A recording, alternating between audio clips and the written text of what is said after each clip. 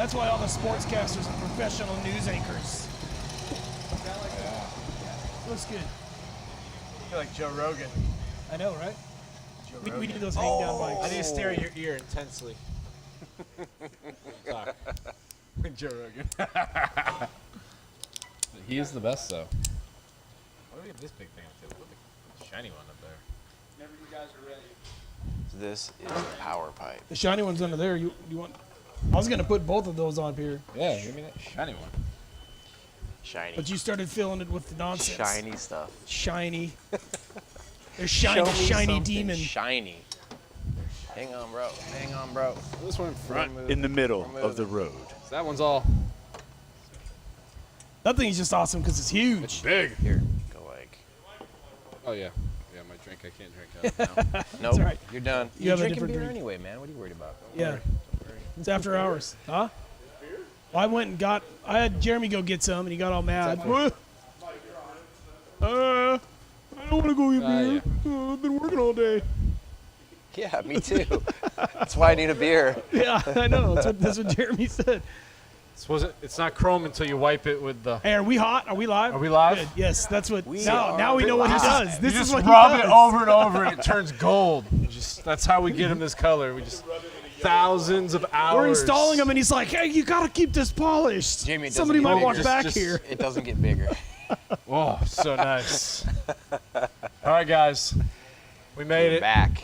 We got really cool microphones like Joe Rogan. We allowed to say Hey,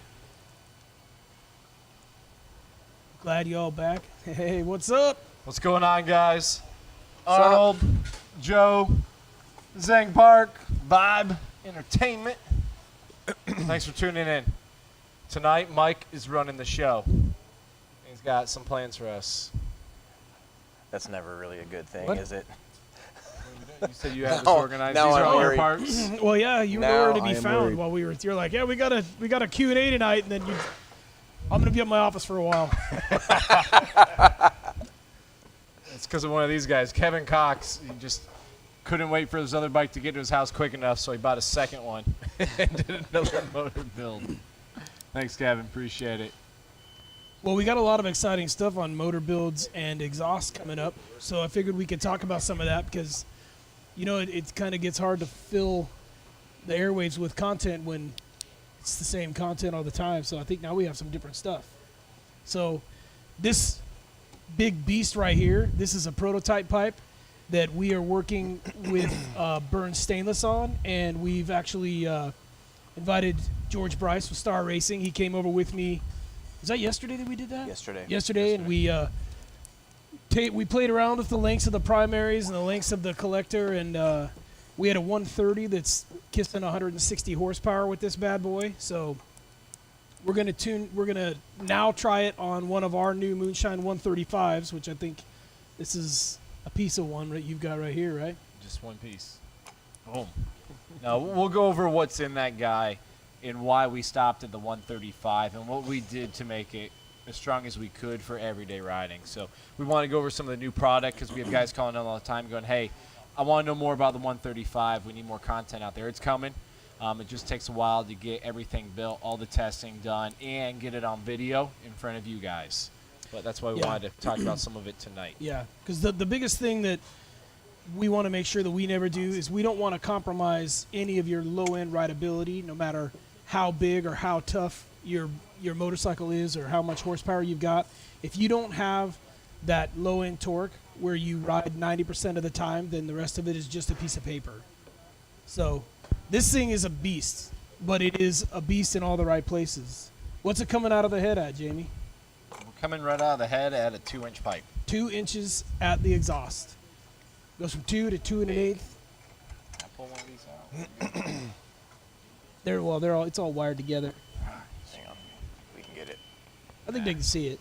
You guys can see it. It's all right. I mean, this is the one we typically run on a 131. We're good. Yeah. Or a 128 right here. And you can see the size of this Yeah. guy. It's a huge. big boy. So what happens is when you have a real good pair of flowing heads, and everyone talks about, hey, intake manifolds. They talk about the head porting, the valve sizes in the head. What you got to realize is your exhaust is just as important as the air coming in. Yeah. So pairing up a really good flowing intake manifold, throttle body, getting the head right. If you don't have the exit able to handle the intake, there's no reason to have it flow that good coming in. So right now, you know, when we get over 160 horse, 158, this is where you're going to gain power, is in an exhaust that can handle that flow leaving the motor. Otherwise, this thing's so it kind of big. stacks up. This is like a one-off flange up here, and you have to Yeah, use the everything- narrow everything's- nuts and all that stuff to yeah. even get this thing to fit on the cylinder head. Yeah, the next step after this pipe on just larger stuff. You know, this is kind of something we're developing for the 135, because the 135 makes a ton of torque. George was us yesterday, and he's like, for every 1 cubic inch you add, you get 1.5 roughly torque increase across the board.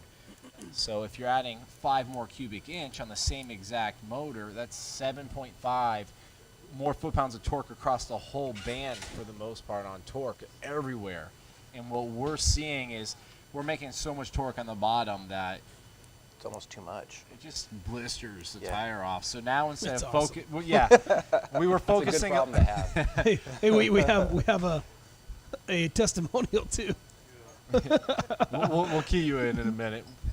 Kick me out of here, put you in. Yeah. That would be cool.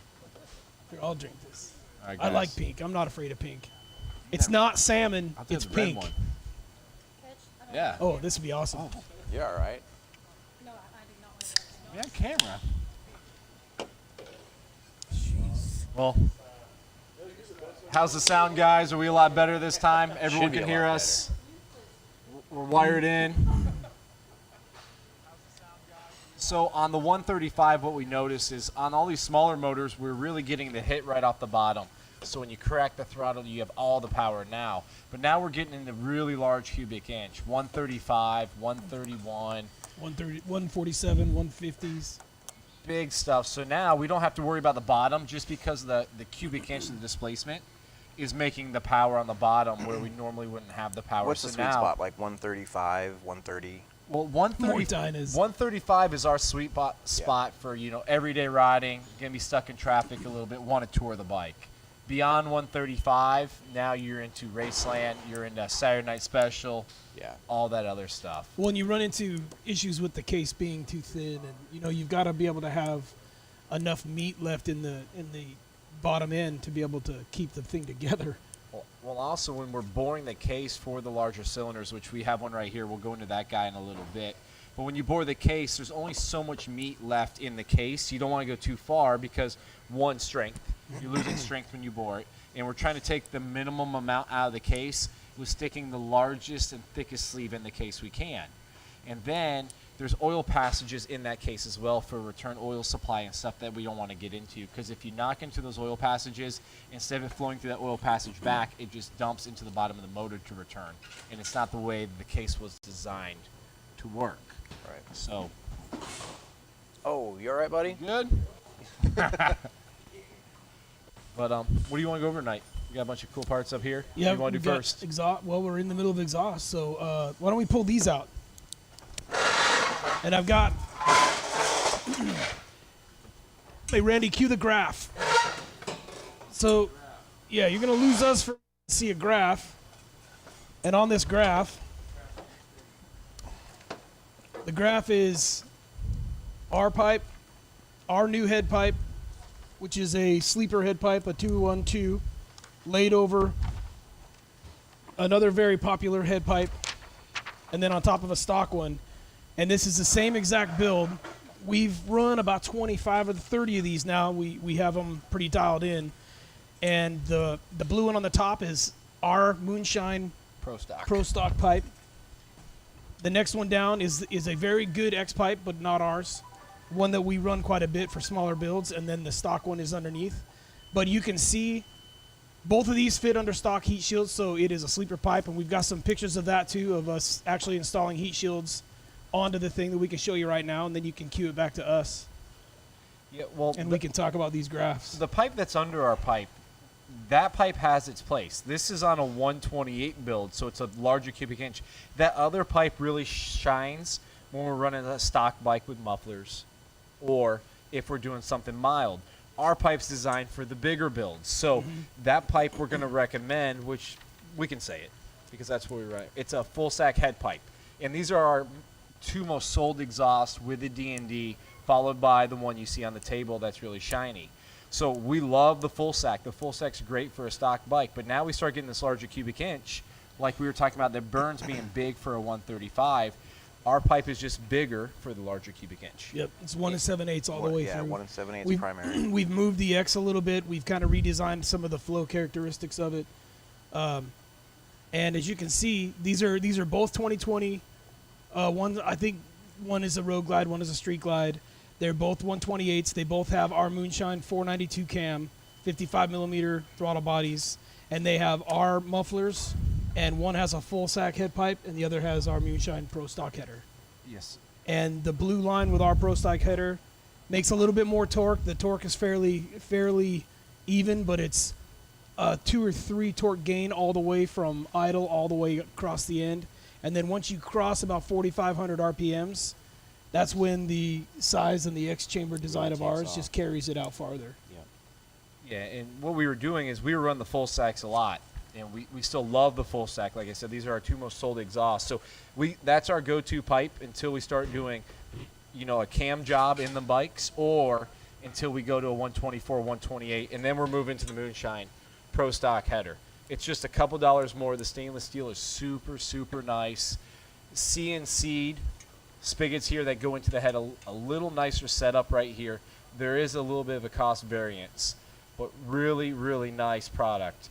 And we just saw more potential in the motor. So this is a 1 3/4 inch pipe. This guy right here is 1 7/8. And then if you notice, look at the difference in the X's of the 2 pipes. Randy, can you zoom in with a camera? Where we at? Right there. Zoom in. This guy just a little bit bigger there. Burns does a really, really good job. What's interesting about both these pipes too is if you look at the way the merge works in them, a lot of exhaust systems have a really large collector area right here, and that can cause a lot of issues with generation of torque. Really good X design is going to have this merge area right here, not that much larger than the primary size, and you'll see that's common between both of these, and they both work super well. And both of them, quality is really nice. They're both hand done. They're both American-made product, which, that's always what we're looking at when we're adding stuff to our stable to put in a lineup on your bikes. We want them to come from America and as local as possible for us. So 2 really, really good setups. They fit underneath your factory heat shield. Another thing we wanted to go over here is this pipe comes out of the head and stays as close to the motor as possible to keep more distance between the pipe and your right side leg. So the right side of the bike is where the exhaust is, your right leg's there. The farther we move this from your leg, the less heat you're going to feel. As this gets closer to your leg, you feel more heat. So keeping it underneath the factory heat shield, which you can get at any Harley-Davidson shop if you have to replace one later on or want to switch colors, really easy to do. And their coatings are really, really nice. I mean, you got the chrome quality from Harley-Davidson. You have the black stuff, their coating from Harley, really good stuff. It's not faded. These mufflers match the factory coating color. It says, how much Perfectly. shirts does Aaron have on? 5? I'm cold, man. I'm cold in here. I got 3. 1, the work shirt, and the outer shirt.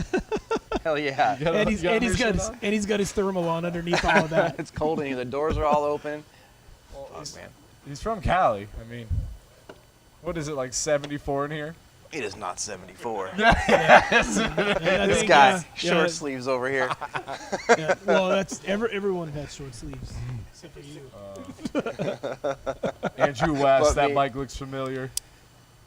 Yeah. How about a D&D 2-in-1?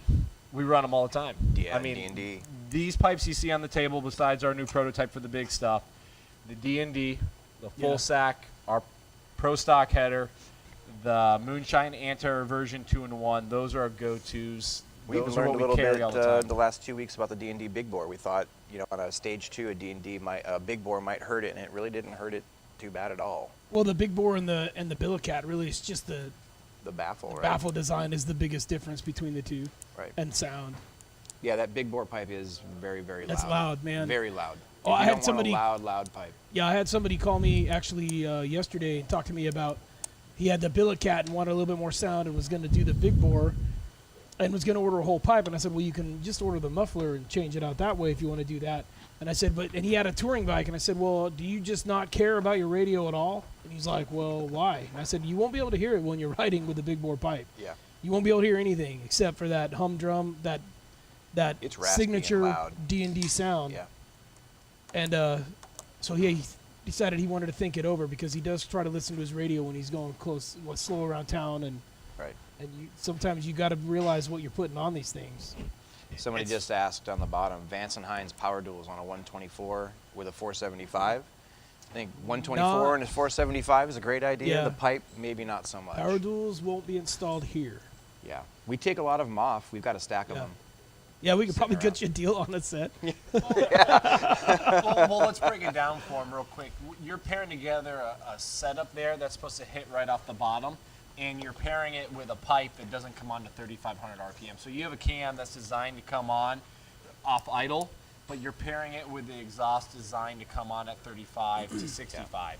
So it's the wrong combination there. Well, what Vance and Hines did when they designed that pipe was they had the True Dual pipe that is a great for true duals. The Vance and Hines pipe is a nice setup, and they took a section about this big out of the middle of it, and they cut it, and they put a big can container in there. It's a stamped collector too. It's like that two has a halves. little bit of a dip like this, and that's it. So the exhaust goes into this great big funnel area and just swirls around before it's forced out of the back. So you lose a lot of your low end pressure because there's no route for the exhaust to go. Imagine just putting a soup can right there, and then just having some more holes for it to come out. They did, in my opinion, they didn't engineer the pipe at all. They just saw the benefits of X pipes, and they had a True Dual, and they said we need to enter this market. And they're a great marketing company, so it's a really popular pipe. Yeah, But like this area right here where this has a true merge, and there's a little spire that comes Yeah. into the middle and a little spire that removes the exhaust. You know, real nice smooth transition. It does not have that. It literally two pipes that dump into a big open area. they sound great, and Vance and Hines makes some really nice exhaust systems. In my opinion, that's just not one of them. Yeah, the high output would be a great pipe for that Yeah. system. I mean, we're not just dogging Vance and Hines. We're just saying that's not the pipe that we see the best of. If we run a Vance and Hines through our shop, it's a high output. Yeah. I mean, that's what we're running, and we run those when the customer wants that sound and wants that look. Great performing exhaust. I mean, shoot, even on the twin cams and stuff, we run that on some of the 120Rs, and they work really well with the right baffle combination in them. How about a green 130? Will it rip? That's Mr. Mattingly. And the answer is yes. It's gonna rip. So we're excited to get that bike built. That's a 21. That's gonna be probably one of the first 21s that we're We're tuning. tuning, yeah. We've got one on the queue next week, and then Mattingly's is next. Yep. So his is the second one. We're gonna have you ready for your ride, boss man. Appreciate it, your patience and everything. Thanks for calling me this week. What else we got down there? Dynamic insert tuners. I'm not sure what that is. Talking about Oh, like and the exhaust. the Well, you're, Like torque cones or torque something? cones. No. you're kind of just trying to fix a problem that exists in the pipe. You can do it, but it's easier to get the right designed exhaust for the system Right. than to plug and play with all these different setups to fix a problem. Because the issue isn't here. It's down there Yep. with that particular pipe. This is Patrick. Will my bike be the first 21 build that you will tune? No, it will not be. Sorry.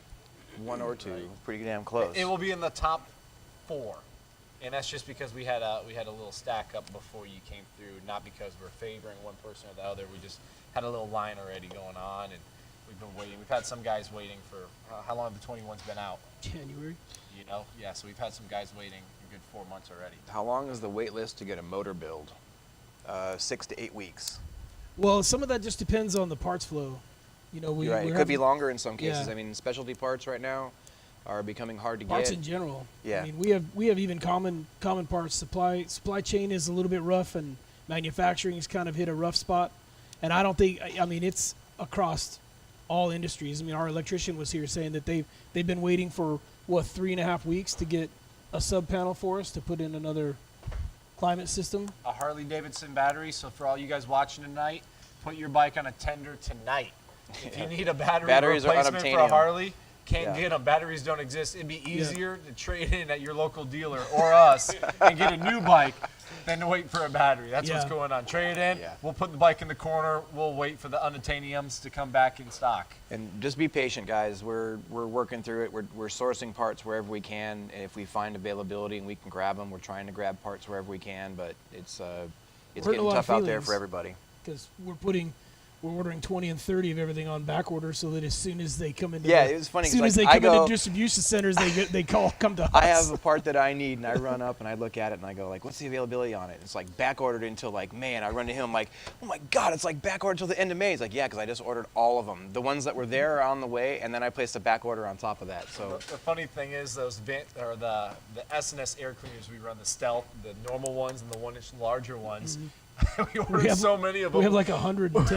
We didn't have shelf space, so they just threw boxes inside of one of our parts row. And it was just a sea of air cleaners. Just every air cleaner ever produced is in our parts warehouse here. Well, but you know Cantu, he's heading our Hey. way. I hope it's not for the party that canceled it, man. The rain's coming. yeah, we had it's, to cancel the anniversary party, guys. Sorry, we're gonna have a whole day of rain. It's 2 weeks out. I don't think we have had an anniversary party not in the rain yet, have we? The first one. That's the perfect. No, it time was of year raining the for it. first time. Remember, but people came anyway. Yeah. But it rained the first time, and they were doing burnouts. They're like, "Oh, the rain works so much better for the burnouts." April showers bring May flowers. I mean, Yeah. Well, That's why it's there. I think one of the nice things about some of the shortcomings we've had with the supply chain this year is it's really helped up our game on designing our own kits and coming out with our own product and getting with some of the manufacturers like Diamond Pistons and CP that they have the material to supply what we need. yeah, kits are changing. We have a lot of R&D going on some new stuff, and that's why we've been a little bit slower on the YouTube channel, because there's a lot of stuff going on behind the scenes you guys don't see. This took a while. We have another 131 that's in the works that's coming out next month. We'll have those ripping next month. That's really, really nice. And you guys will see that as soon as we can. We're going to start doing a little bit shorter videos on the YouTube channel just to get that content out to you faster too, just like we did that high performance bagger starter kit. So stay tuned. We know we've been slacking. We're getting back on it for you guys. We've been not slacking. We've been very busy back Well, here. we're It slacking was on the video. it was really hard for me. He couldn't take it off. I was like, let's not talk about compensators, and he's like, okay, fine, we'll talk about exhaust and 135 kits, and he still left it on here. There's going to be a video about this. When is it going to be ready, Randy? The video next week, and we're supposed to be ready last week.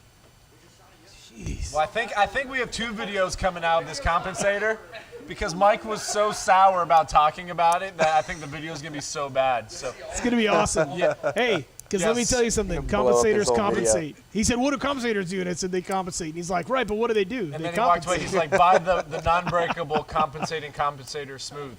Cool. And then he dropped it on the table and he ran away. I was busy. Yeah. So this guy right here is made of unobtainium from somewhere. So we basically found the best manufacturer with the best product we can get it made out of, and all we did is designed it to fit in your stock compensator and gave you a piece that's not going to shatter into like 10 different pieces. Hey, I don't know where it came from, but I'm just saying it's been a long time since we've seen Wolverine. Who's Wolverine? You know who Wolverine is? No. That's why you're cold. X-Men. That's why you're cold. That's why seen you're cold. Wolverine? You don't know. Come Oh, on. I know that. Are I you was like from a- America? I thought it was like a guy that was walking around here that we would nickname No, Wolverine or Wolverine's- some shit. It's like not knowing how many stars are on the flag. I know, It's weird. man. It's like Puerto Rico is not Next a state. subject. Next subject. Moving on, like Jamie, every time we have a podcast. Next subject. Next subject. Well, it's because you never get to a category you want to talk about. Oh, I we think- get there. but It might I take know, us an but hour and I a think half to get that's there, why but we I get think there. that's why the people listen to that podcast listen to it. 'Cause Well, they're that's, like, those 7 people are loving it. They're all having a good All right, time. come on, let's get to these guys. I see post background. Yeah, Posty working on a bike back there Yeah. like usual. He's always he's working. always every here. Time we do every one of time, these, he's every time we're like, slaving "Hey, we're away. gonna be here late," he's like, "Cool, I can catch up on some of my engine builds." We don't pay him enough to rent an apartment, so he's got a cot in the corner. That's why you see him all the He just time. needs to go faster. Shade said he just Yeah, needs he's to like, go I gotta still act like I'm working. They're here, and then he goes to his little cot and sleeps. You Showers wanna- in our shower. Do you want to talk about the Manowar at all? Well, you can go over the Man of War if you want. All right. So Manowar compensator, great compensator, but it does something different than what this unit right here would do or your factory compensator would do. Through some testing and some broken parts, we have, I believe, come to the conclusion that in some applications, if you have the right parts to support a man-o-war compensator, I think it's great. It's a great part. But it's not so much a compensator as it is like a dampener, I guess you could say. It's going to deliver a lot of power and a lot of torque to other areas of the bike, and it will find that weak spot, especially if you are the guy that rides that hard.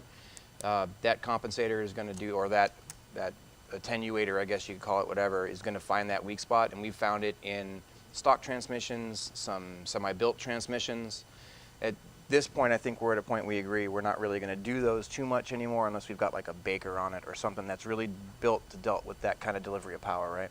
Well, the stock compensator, it takes up a lot of room. You have a ramp from here to here to use that slows it down. So it starts here and it slowly slows it down till it hits right here. And this little hook kind of really grabs it. If you hit hard enough, it can actually jump to the next spot. So you have a lot of give here when you need to. On a man-o-war, that give direct. is less than half an inch. Yeah, it's so very when you direct. have less give, you're just shocking your parts really hard.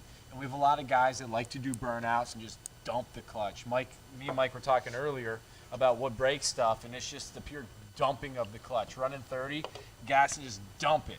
If that tire breaks loose, awesome. It doesn't hurt it as bad. But If it when that hooks. tire grabs and everything just, you're shocking it. It's a lot of shock load. Yeah. Yeah, so if you're running a dark horse comp and you're doing it, man, that load is going to the clutch basket. That's when we're seeing those clutch baskets have problem. That's when we're seeing trannies have problem. Now, if you want to run it because that feel is really nice, it is solid, Direct. it's instant, it's Very direct. Baker tranny. Let's build the guy big. Let's build it to handle that kind of shock. Yeah. So we're repairing those now for the guys that really want to rip, that understand that that's putting more strain on the rest of the driveline components. That's when you're going away from a belt to a chain on most of those guys, and you're building your tranny. Now, not to say that you can't run it. You can run it. Just be aware of what parts you've got in the bike.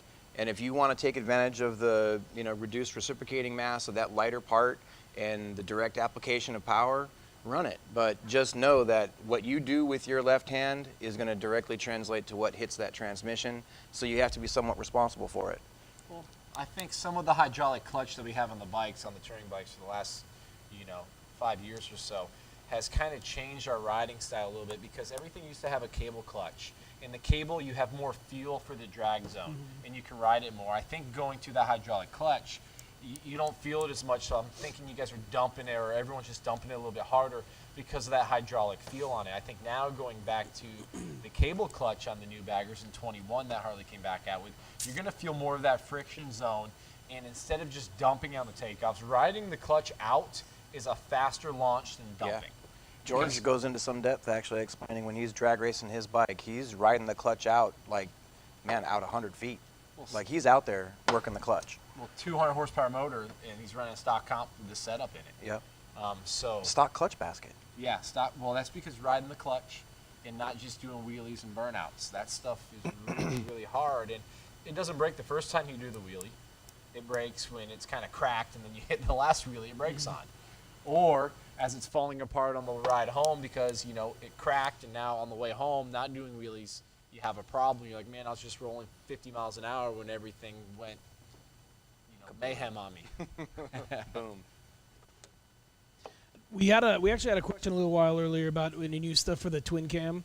The twin cams was a long running platform, and there were a lot of guys that figured out a lot of good stuff. We do a lot of twin cam builds, but we don't really do too much R&D for them anymore because you have to face it, it's a dead platform. They're not going to make any more of them.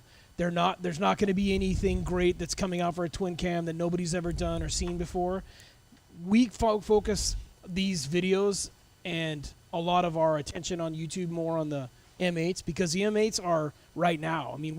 These things are being R&D'd by us and some of the other speed shops. In real time for the world in YouTube. There's a lot of great combinations that we do with twin cams, and we build some pretty fast ones, and they're a great platform. But there isn't anything exciting or new on that nobody's done before on a twin cam that I've seen in the last 6 or 7 years. There's nobody grinding brand new cams. Maybe some boutique one-off guys that are doing their own thing out there. But you know, I mean, S&S isn't gonna ever make a new cam for a twin cam. Andrews, I doubt ever will. Nobody's gonna make new stuff because there's no reason. We're getting flagged down Uh-oh. by the Call DJ. from Great platform. Well, what's up? to accept, press 1. To send a voicemail, press 2. This feels like I'm talking to somebody in jail. Hello, you there? Well, I said hello, are you there? And they hung up. Oh, you got excited, a little too excited. Yeah. I like it. Here's a good question. Can you gear drive any cam setup? No. No. Absolutely right. Not only can you not gear drive any cam setup, there are some points at which you've got run out concerns and things with your bottom end that you can't install a gear drive. Right. So you have to do your checks, make sure that you've got, low enough run out. I mean, for that matter, even the plates, cam plates and gear drive setups. Well, and one of the big advantages on the twin cams to gear driving was because you had 2 cams, you had a secondary chain and a primary chain. So you had 4 different points of parasitic drag, 2 tensioners. On the M8 you don't. You only have 1 chain set up. So the power gain Call from- benefits that you had on the twin cams. That's is the not Holgate, around. New Hampshire. To What? accept, press 1. To send a What's happening? voicemail, press Holgate? 2. Call. Hello, you there? Holgate. Mr. Holgate, Hey, Sasha Holgate from New Hampshire. How you doing? what's going up, on? buddy? Good. Are you applying for a job? Hey, Sasha Holgate from New Hampshire. Oh, he's listening. Oh, yeah, you got to turn your TV off. I may be. Yeah, you got to turn your Turn the volume off on Yeah. you watching us because we get it in the background. Yeah, you're in a loop. I think he got it. We're building for him. So right what's now. going We're on, down man? some parts. Yeah. Ashley's bike's in the mix. We're doing a headed one. Oh, we lose him? You still there, man? I show you're here.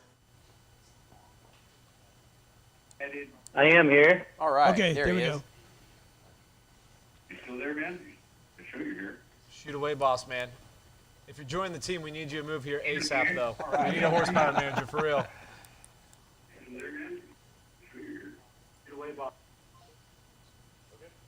I think he might have hung up. Is that feedback loop on our side? No, that was on his side. It's like when you call a radio station and they Yeah, tell you, sorry, turn buddy. it down.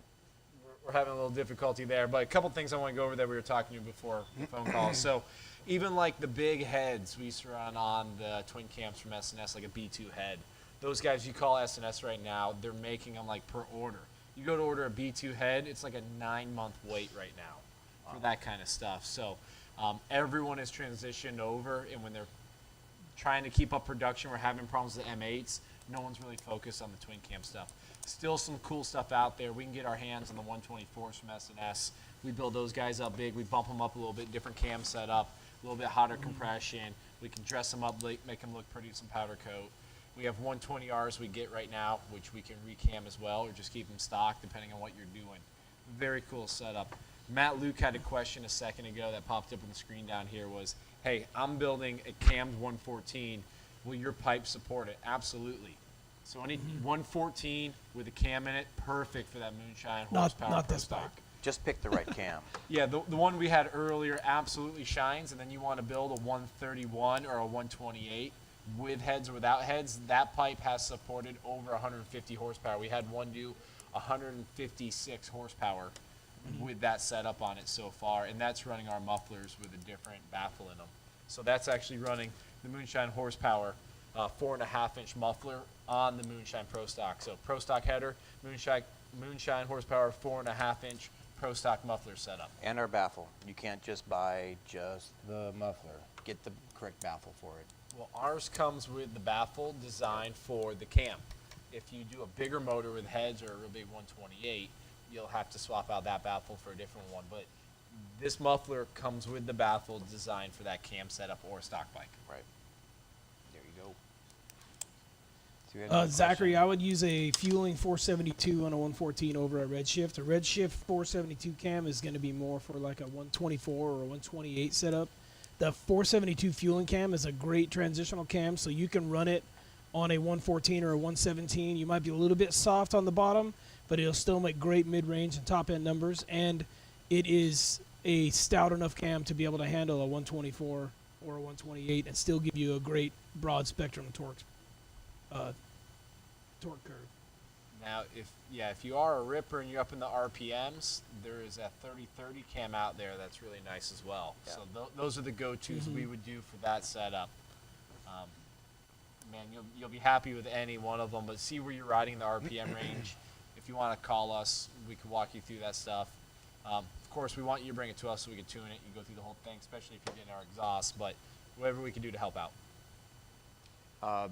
Phil asked about the light force slave cylinder, and this kind of applies a little bit to the right clutch setup. We experimented a little bit with slave cylinders, and we had some issues with slave cylinders. I don't think we can say it was completely attributable directly to the manufacturer of the slave cylinder. Maybe we were installing it in the wrong application, like we were overpowering the slave cylinder, I don't know.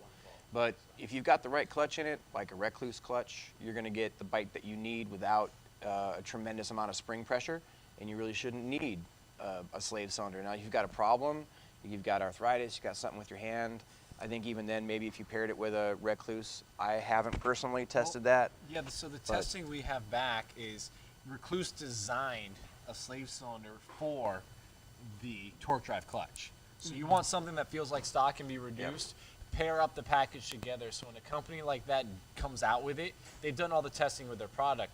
The problem we have with the slave cylinders, all the clutches have different tolerances and different friction zones of how they work. Some grab earlier or later, and they're designing a slave cylinder for one application, most likely a stock application, and then you throw in a beefy clutch, and it doesn't act like stock anymore. It drags, you have problems. So our go-to Recluse, we run that torque drive clutch in pretty much everything. It feels like stock, no problems. It'll hold 200 horsepower. It feels great on the hand. You want to reduce a little bit? Recluse has made a slave cylinder for that exact application, and now they have a clutch basket for the whole thing as well. That's what All right, man. You there again? Hey, I am. I'm very, very sorry. I apologize. It's all right. Go ahead, guys. We're back. Ashley, man, we're excited for your bike. It's going to be a ripper. Hey, sorry for the phone issues. Not sure what's going on, but hey, I wanted to know, first of all, I wanted to say I really appreciate the handlebar segment that you did. That's fantastic. That shows people what they can do, small, short money, and one thing at a time. That's fantastic. That's what people want to see is what can I do to my bike, one thing at a time, and I love my bike, and let's build it better. And you guys do a great job at that. I don't believe there's any other organization on the internet that does what you guys do, hands down. Thank you. Thank you. Thank you. So, so the other thing I wanted to know is the differences between the 128 and the 131 that you do.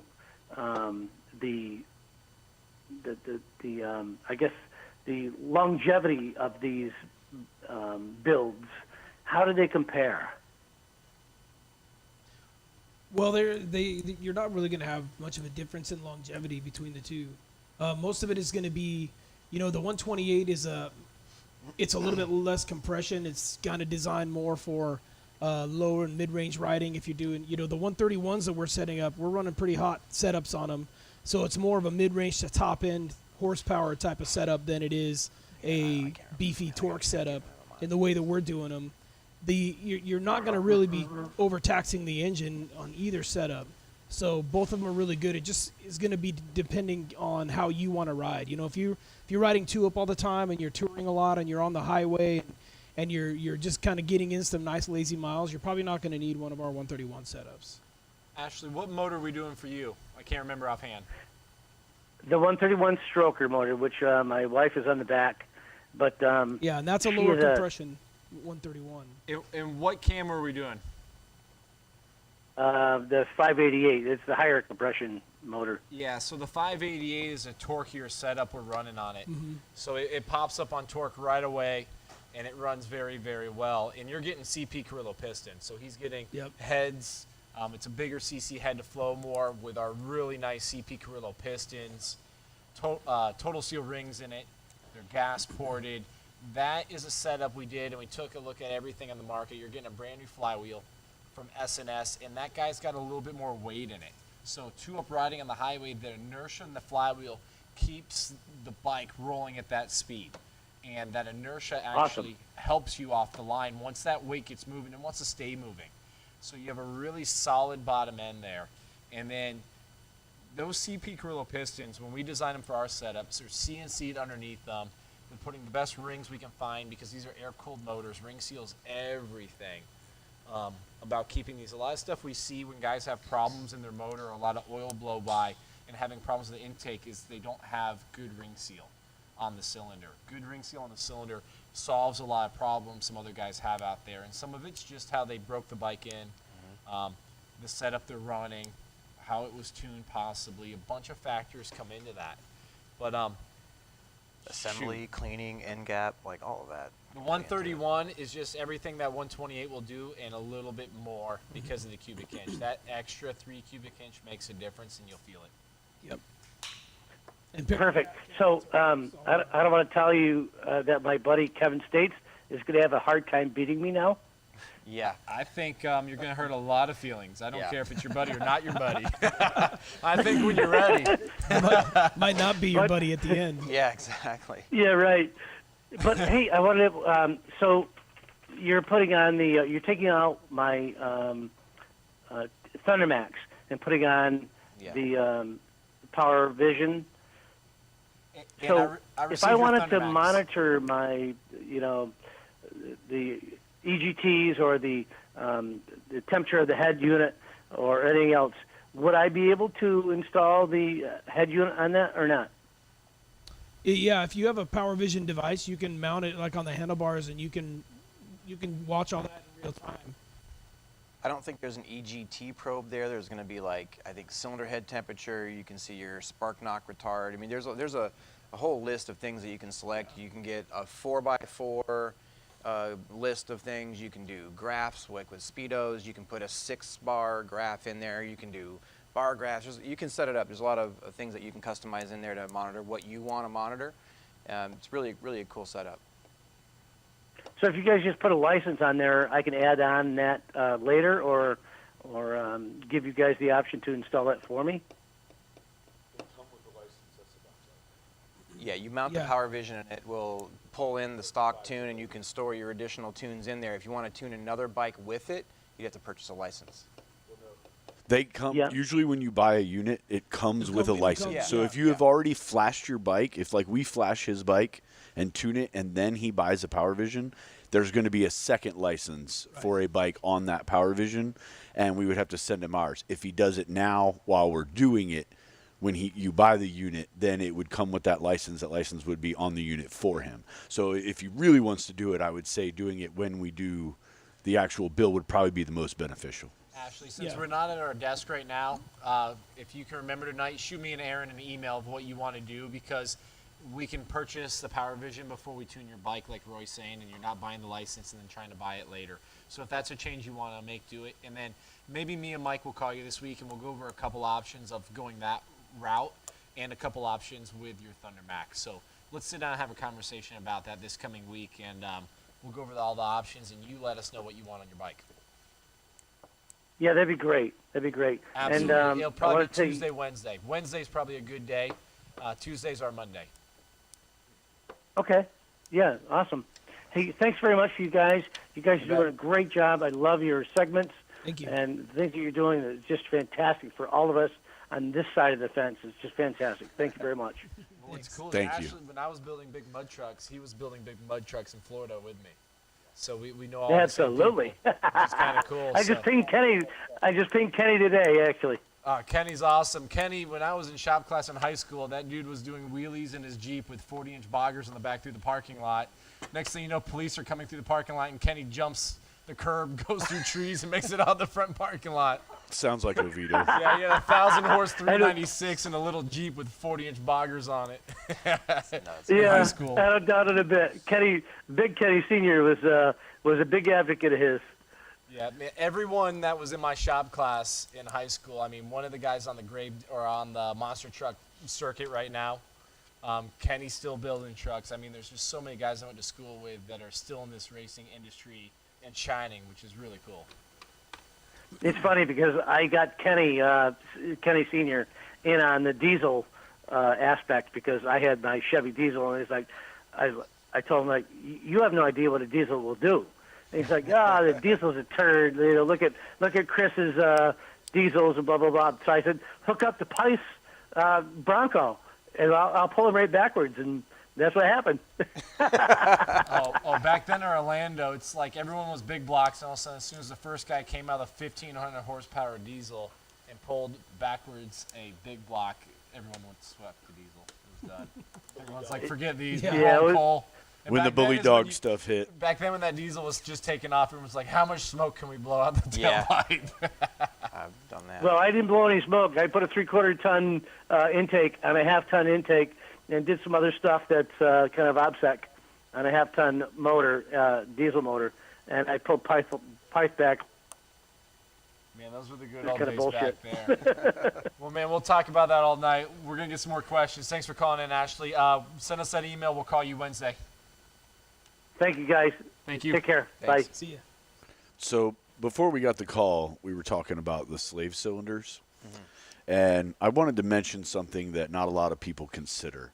And a lot of times when people are going after those slave cylinders and even those recluse clutches, they're looking for a lighter pull on their clutch. And that recluse clutch will do that. But somewhere, and Mike may know, somewhere around the 18-19 range, they started putting stiffer springs in the clutch master cylinder itself to help return. And if you do light springs and a slave cylinder, you're not going to get any lighter because of the stiffness of that spring. So there's enough in the lever itself to yeah, if you overcome the get gain from into a little bit older, I think like 17, 16, 17, they had a lighter spring in them, and you can make those really, really light. Yeah. But the newer hydraulic cylinders will only get so light, and then you get to the spring. So a lot of people don't realize that, and they spend a bunch of money trying to make it lighter. And with that newer spring, you're only going to get so light. And it's something I think not a lot of people know, you know. So I figured I had to at least mention it while you guys were talking about it. King of the Baggers. I wish I was going to Atlanta to see that. I know a couple people that Hey, are going you down should there. do this during business hours and I'll smile. It's going to be badass. Bob Prestridge wants Mike to smile. He always wants me to smile. I was trying to help out here. There we go. It's working. Turn it upside down again. This is my smile. This is me having a great time. You don't want to get him going. Then we got to deal with him. Next thing you know, we're here till 2 in the morning. My brother can't find his keys. It's a mess. Hey, that was all him. B2 Viking. Thoughts on Maxwell Cams? Man, Maxwell, he's a top-end ripper. Oh, I got another one, boys. we got a phone call. Call from Tony. to accept. Press Tony. What up, Tony? Hey, since we was talking about clutches, I was going to see maybe if you could maybe answer a question. I've got two identical lowrider S's. And when I'm downshifting on the factory one, it goes down through the gears like it's supposed to. When I downshift on the second one, it seems like you got to let out the clutch every time you're going to downshift. It won't downshift, just click, click, click. You mean if you've got the Is clutch that lever pulled in adjusting all the way? clutch? Yeah, like if you can pull in the clutch lever, and when you're going to downshift, you're not getting any click at all. Tony, is this one of the bikes we I've built? got a fed. Yeah, it's on the black one, on the 128 with all the clutch parts done to it. Bring it in. Let us check out that Recluse to look at, because sometimes a tolerance of one or two of those metals could be off and be a little bit more. It could be a multitude of things, but it shouldn't be doing that. Every once in a while, we have one that's a little off. I mean, we install probably 400 of those a year, and we'll have like 4 that are off. Yeah, we've had one other clutch where it just had a couple thicker plates in it and was doing a similar thing. So bring it in, let us look at it. We have them in stock. We should be able to get that swapped out if that's a problem. It should be downshifting just like a It's not- factory one. Yeah, it's not, it's nothing I can't deal with. You don't have to let the clutch all the way out. If you let it out a little bit where it engages some, then it'll do it. But you got to let it out, engage, shift down. Let it out, engage a little, shift down. No, it's not working perfectly. Bring that thing back up here. Call myself. Get a hold of Aaron, Mike. Let's get you scheduled. Let's look at it. Let's make sure that thing's downshifting just like it would stock. We don't want it shifting worse than stock. Yeah. Hey, The how's other the part power? is it's Tell all scary of our freaking fast. yeah. Besides that, That's what I tell wanna us hear. about it because you're a good testimonial. I mean, you have a stock bike. You bought one of our promo bikes where we give away a 128 kit or a 131. Give us the feedback and let everyone listening know what you like about it and what you got. Well, I did the 1,000 break in a way. I was told, ha ha ha ha. And then when we took off, and you start getting into it after that 1,000-mile break-in, you kind of get a little bit more hairier. It's almost like riding an old KZ 1000. The front end just goes whoop whoop whoop, and you're like, oh shit. Yeah, buddy. But He talks like me. I'm so tickled pink with this bike. It ain't funny. Now that's Good. got our 492 cam in it, stock heads. AR header. With the anti-reversion, this exhaust pipe made for the Softail. And did we do a black pipe on your bike, or did you do the raw? No, we did the raw. It's pretty. It's getting prettier every time I ride it. Yeah, and what's cool is that bike has those gold bronzy rims on it, and that's the color that pipe turns. Really, really cool setup. Anything you would change on it? No, anything gets changed on, it's going to get done to the gray bike, and we're going to go a little bit further. But I'm gonna wear this one for a year, and then we'll see what we do come wintertime on the gray bike. Yeah, we got some cool stuff coming, so lots of options coming your way. Stay tuned. Man, you were a pleasure to deal with. You finish your bike yet? No, they won't work on my bike. They sit in the corner. All of us have bikes that need to be worked on. Mike's got polished for the third time this month, though. It's on Well, the if show. we work on my bike, we got to push a customer off like 3 days. We don't want to do it. Mike's like, well, wait till wintertime. In wintertime, Wintertime, we got busier. in wintertime is 1 week. yeah, it was a week. Right between Yeah, Christmas yeah. and New Year's, we had that And 1 Aaron week. never left his house because it was too cold. He couldn't Oh, leave. bullshit. Yeah. Come on now. Oh, no, wait, he did. He got stuck I with crashed. his BMW. I came in the dealership, and I walked down the corner, and I seen your bike with that empty frame sitting there, and I thought, oh, man, he pulled it up. And everybody in there went, no, we're building him a new motor. So I'm kind of curious to see what this does. There's still some good stuff. They sitting do there, that to though, mess with me, Tony. They do enough just to get me excited, and then Mike just sticks it up front with nothing and no guts in. Just here's the suspension, here's all the cool stuff we do. No motor, no tranny. This is what they look like. You look at that bike; it's like 10 feet off the ground because it's got no weight in it. In the No, end, we Ashley keep told me customers I first. appreciate drive. everything you Now, do. I beg to differ.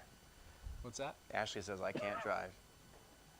That Aaron can't drive? I happen to have Well- a couple of track championships and some Here we go. hardware that says the otherwise. Yeah, but just Those because were you in did it at Mario Kart, Don't just get me because fired up on that shit. Mario Kart trophies don't Yeah, count exactly. here. Okay? What were Internet you, car Toad or racing. Princess? Gran Turismo car racing doesn't matter. Hey, man, it's like the real thing. Yeah. He got that new VR kit for Christmas, and he's getting a little bit distorted. That's funny. No, Well, no I snow, appreciate hell no, everything man. I'm y'all a did. California Y'all take kid, care. man. No snow for me. If you could drive, you could drive, you know? Not backwards downhill, you can't. Sorry, we just like messing with Aaron. It's all good. It's easy to mess with Aaron. No, Aaron can drive. He's got a lot of cool stuff, and that's why he's on the team. We like to have fun. If we weren't having fun, it'd be work, right? You got Oh, it, yeah. man. Well, Tony, man, appreciate you. Yeah, thank you, Tony. Thanks for calling in. And when you're ready for that second one, we're going to make it a monster. So start working out those forearms. Yeah, he's not kidding. There's some really, really cool stuff coming our way Yeah. for. I'll sit down with Aaron. Thank you, boss man. All right, Next time thank you're in, you. make sure you grab me. All right, I will. Cut the wheels and just go the other way. Hey, hidden hoe. Who's that? Hi, the hell. Well, we were. Yeah. Wow, is that what that is? You guys selling that hardened comp ramp at your dealership? Yeah, we Yeah, got these yeah, in we stock. have them. So if you need one of these, call us. We have them coming. Someone made a question about the Maxwell cams. We were talking about that a little earlier before that phone call. Maxwell does some really cool top-end cams. If you do a really big motor like our 135, we can run a Maxwell cam and make the torque off the bottom. But he is really going for that top side of the graph. Does a very good job at the top side of the graph. That right-hand side is what we call it. And you sacrifice some of the bottom with a lot of his stuff. His stuff is made for the track. Maxwell is he does a lot of land speed stuff, right? Is he out there doing that kind of stuff? I'm not sure about Maxwell. I don't know that much about what his development or anything. Yeah, a lot of his timing, he's going for top end stuff. So when you look at large duration, if your motor's calling for a large duration cam and you want the horsepower on the right and you don't care about anything below 3 or 3,500, make some ripper stuff. But we focus on riding stuff, and most of the time when you're riding, you're between 24 and 3,400 RPM. So keep that in mind. You don't want to pick out a cam where its sweet spot is always around 4,000 or 5,000, but most of your riding is 25 to 35. I know Chris Rivas does a lot of race-oriented stuff. The rocket cams. Yep. Craig, there's two places you can get this comp, and it's from George or us. That's it. We're the two shops. George is in here. Very cool guy. More knowledgeable than all of us on racing. He's got the accolades to prove it. He was down here with this big pipe helping us. He's joined the team. We love him. Some of the cams we have are 588. We worked with George Bryce. He made that for us for our motor kit. So we share a lot of the same parts, and it's a relationship that's going to be growing. So you'll see more stuff out of us. But, yeah, this guy right here, our comp of power, you can get him from us or George. I might have some in stock. Maybe George has some in stock. It just depends on the day. We might have all of them. Maybe. Depends on the day. We might have none. He might have them all. Well, I ordered them all from him. Yeah. When George comes down, he just brings a truck full of these, and that's why he comes and sees us. We go to have lunch. He's going to be in our videos real soon. He doesn't know it yet, so it'll be really great because we're going to force him into the videos. Yeah. That's going to be good. Oh, Keith Flanagan, thanks for watching, man. Glad you're enjoying that bike. That's a really, really nice setup, and yeah, you need cross bars on there. Let's do that next. Everybody needs cross bars. Everyone. I think there was one from John Bound a little earlier, and yes, your twin cam is going to keep up very nicely with a lot of the M8s. Maybe not the big 128s or the 130s, 131s, but your bike is going to smoke most of the 114s and 117s out there. And I think we've got you on the schedule maybe next week or the week after. We got your cylinders and heads back from being diamond cut, and they look great.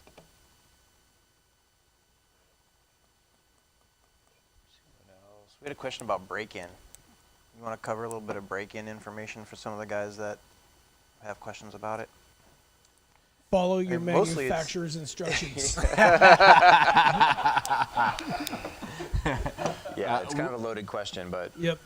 And we break in all of our builds to our instructions while we're tuning it in the shop. So when you get something back from us, the rings are seated, it's broken. We have a process that Mike has developed to make sure those rings seat on that cylinder wall, and we get the best results out of it. So we do that as we break in the bike. When you get the bike back from us and we build your bike, it's done. You're ready to rock and roll. But Michael, when you pick up your bike, I'll go through with you what we recommend within the first 500 to 800 miles. Once we're done Fire it the up bike and and all let that, it eat. I'll explain that to you. We won't go into like super long detail now, but yeah, we'll cover all that when you pick it up. Smoke's got some good instructions for you there. Yeah, love it. Wide effing open. Well, a couple things. We brought this on the table because a lot of guys call us and like, hey, what about that 135 setup? What are you guys doing? So this guy, we're running the sleeve in farther of the motor. That way when the piston comes down, we don't have the piston protruding out the bottom of the sleeve. Okay. We've also taken this thickness of this wall and we've made the wall 0.113 thickness. That way, it's as thick as we can make the cylinder wall with the 135 Could you see piston. that? and not take the case and sacrifice strength and durability or cut into the oil lines, Mike. And so this is a Harley cylinder that we do that to. So it's a ductile iron sleeve.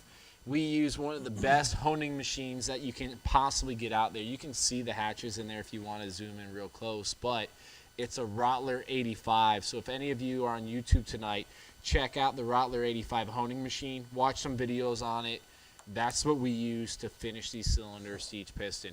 When we do our 135 kit, we're not finishing a bunch of these pistons or cylinders and then just taking random pistons and throwing them in cylinders that are pre-finished. We take the 2 cylinders down with the 2 pistons. They're matched. The front's matched to the front piston. The rear is matched to the rear piston. That way the tolerances are perfect. You always have variances with machining parts. Plus, it wouldn't be professional to just take random pistons and throw them in there. Well, like a lot of kits you see out there, like they're not just a lot of kits you have. They don't just take a measurement of each piston Take an advertised and match. size and put it Yeah, together. it's they finish all the cylinders the same. They put the same thing in on the same exact piston. So they're not typically matched every single time. And to show the point of when you said that we make the sleeves longer, this cutout right here, that's for your oil jet, your piston jet.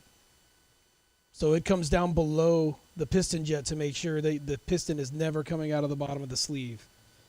So it is something that we notice just by taking, you know, a lot of R&D and watching these things move real slow, because you can't ever see them move fast, but we realize that, you know, on all these motors, you know, you have the bottom of the skirt come out and it just rocks. And you have that's the weak point of the whole system, is anywhere that you don't have the piston being contained inside the cylinder. So we corrected that engineering issue, and it rocks, man. Yeah, and now the Or it 130. doesn't rock. Well, the piston doesn't rock. Just your hand does. Right. So super thick ductile iron. I mean, these are twice as thick as the cylinders we run on the S&S 128 setups. Okay, so they're real close to twice as thick as those. They're more than twice as thick than the Harley 131 cylinder sleeve that goes into the block.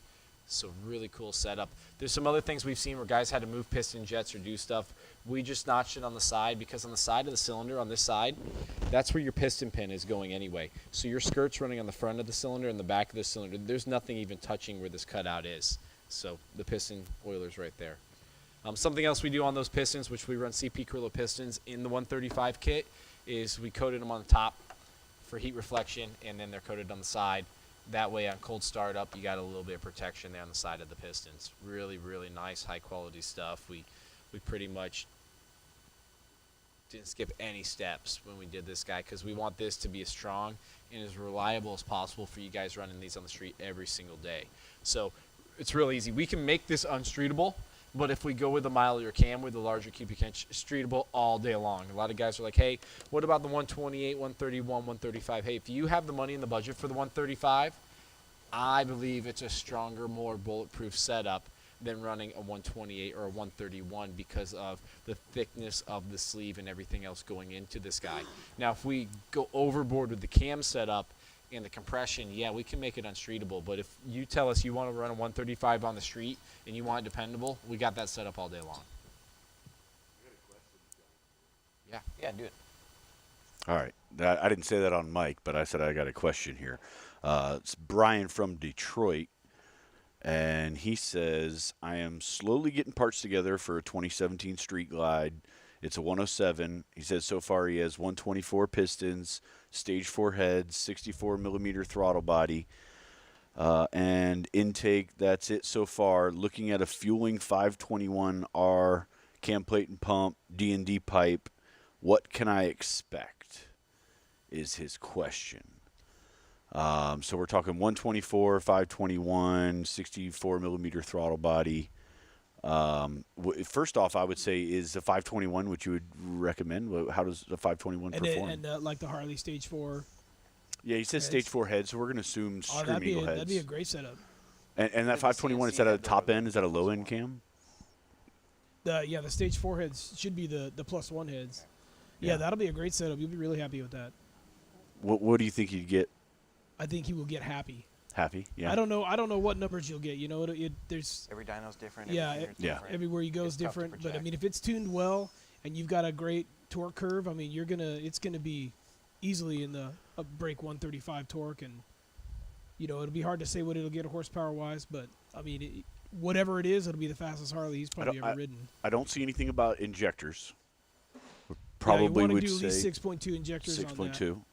6.2. Is there anything else maybe that we're overlooking that you can think of? Well, on that setup, I think if he's got the heads, the 521, I'd like to see a little bit more lift. On the 124, I like the 552 cam. That's my go-to on that setup. It's not a real late close. Those heads he has is a very good head. The difference is just those heads are a little bit larger CC. So typically when we do our heads, we're taking that head down to about 87 cc's. That head you have might be 90 to 92 cc. So we're going to run it a little bit hotter to run that 552. But the 521 is going to be torquey off the line. We typically don't always pair that with heads anymore.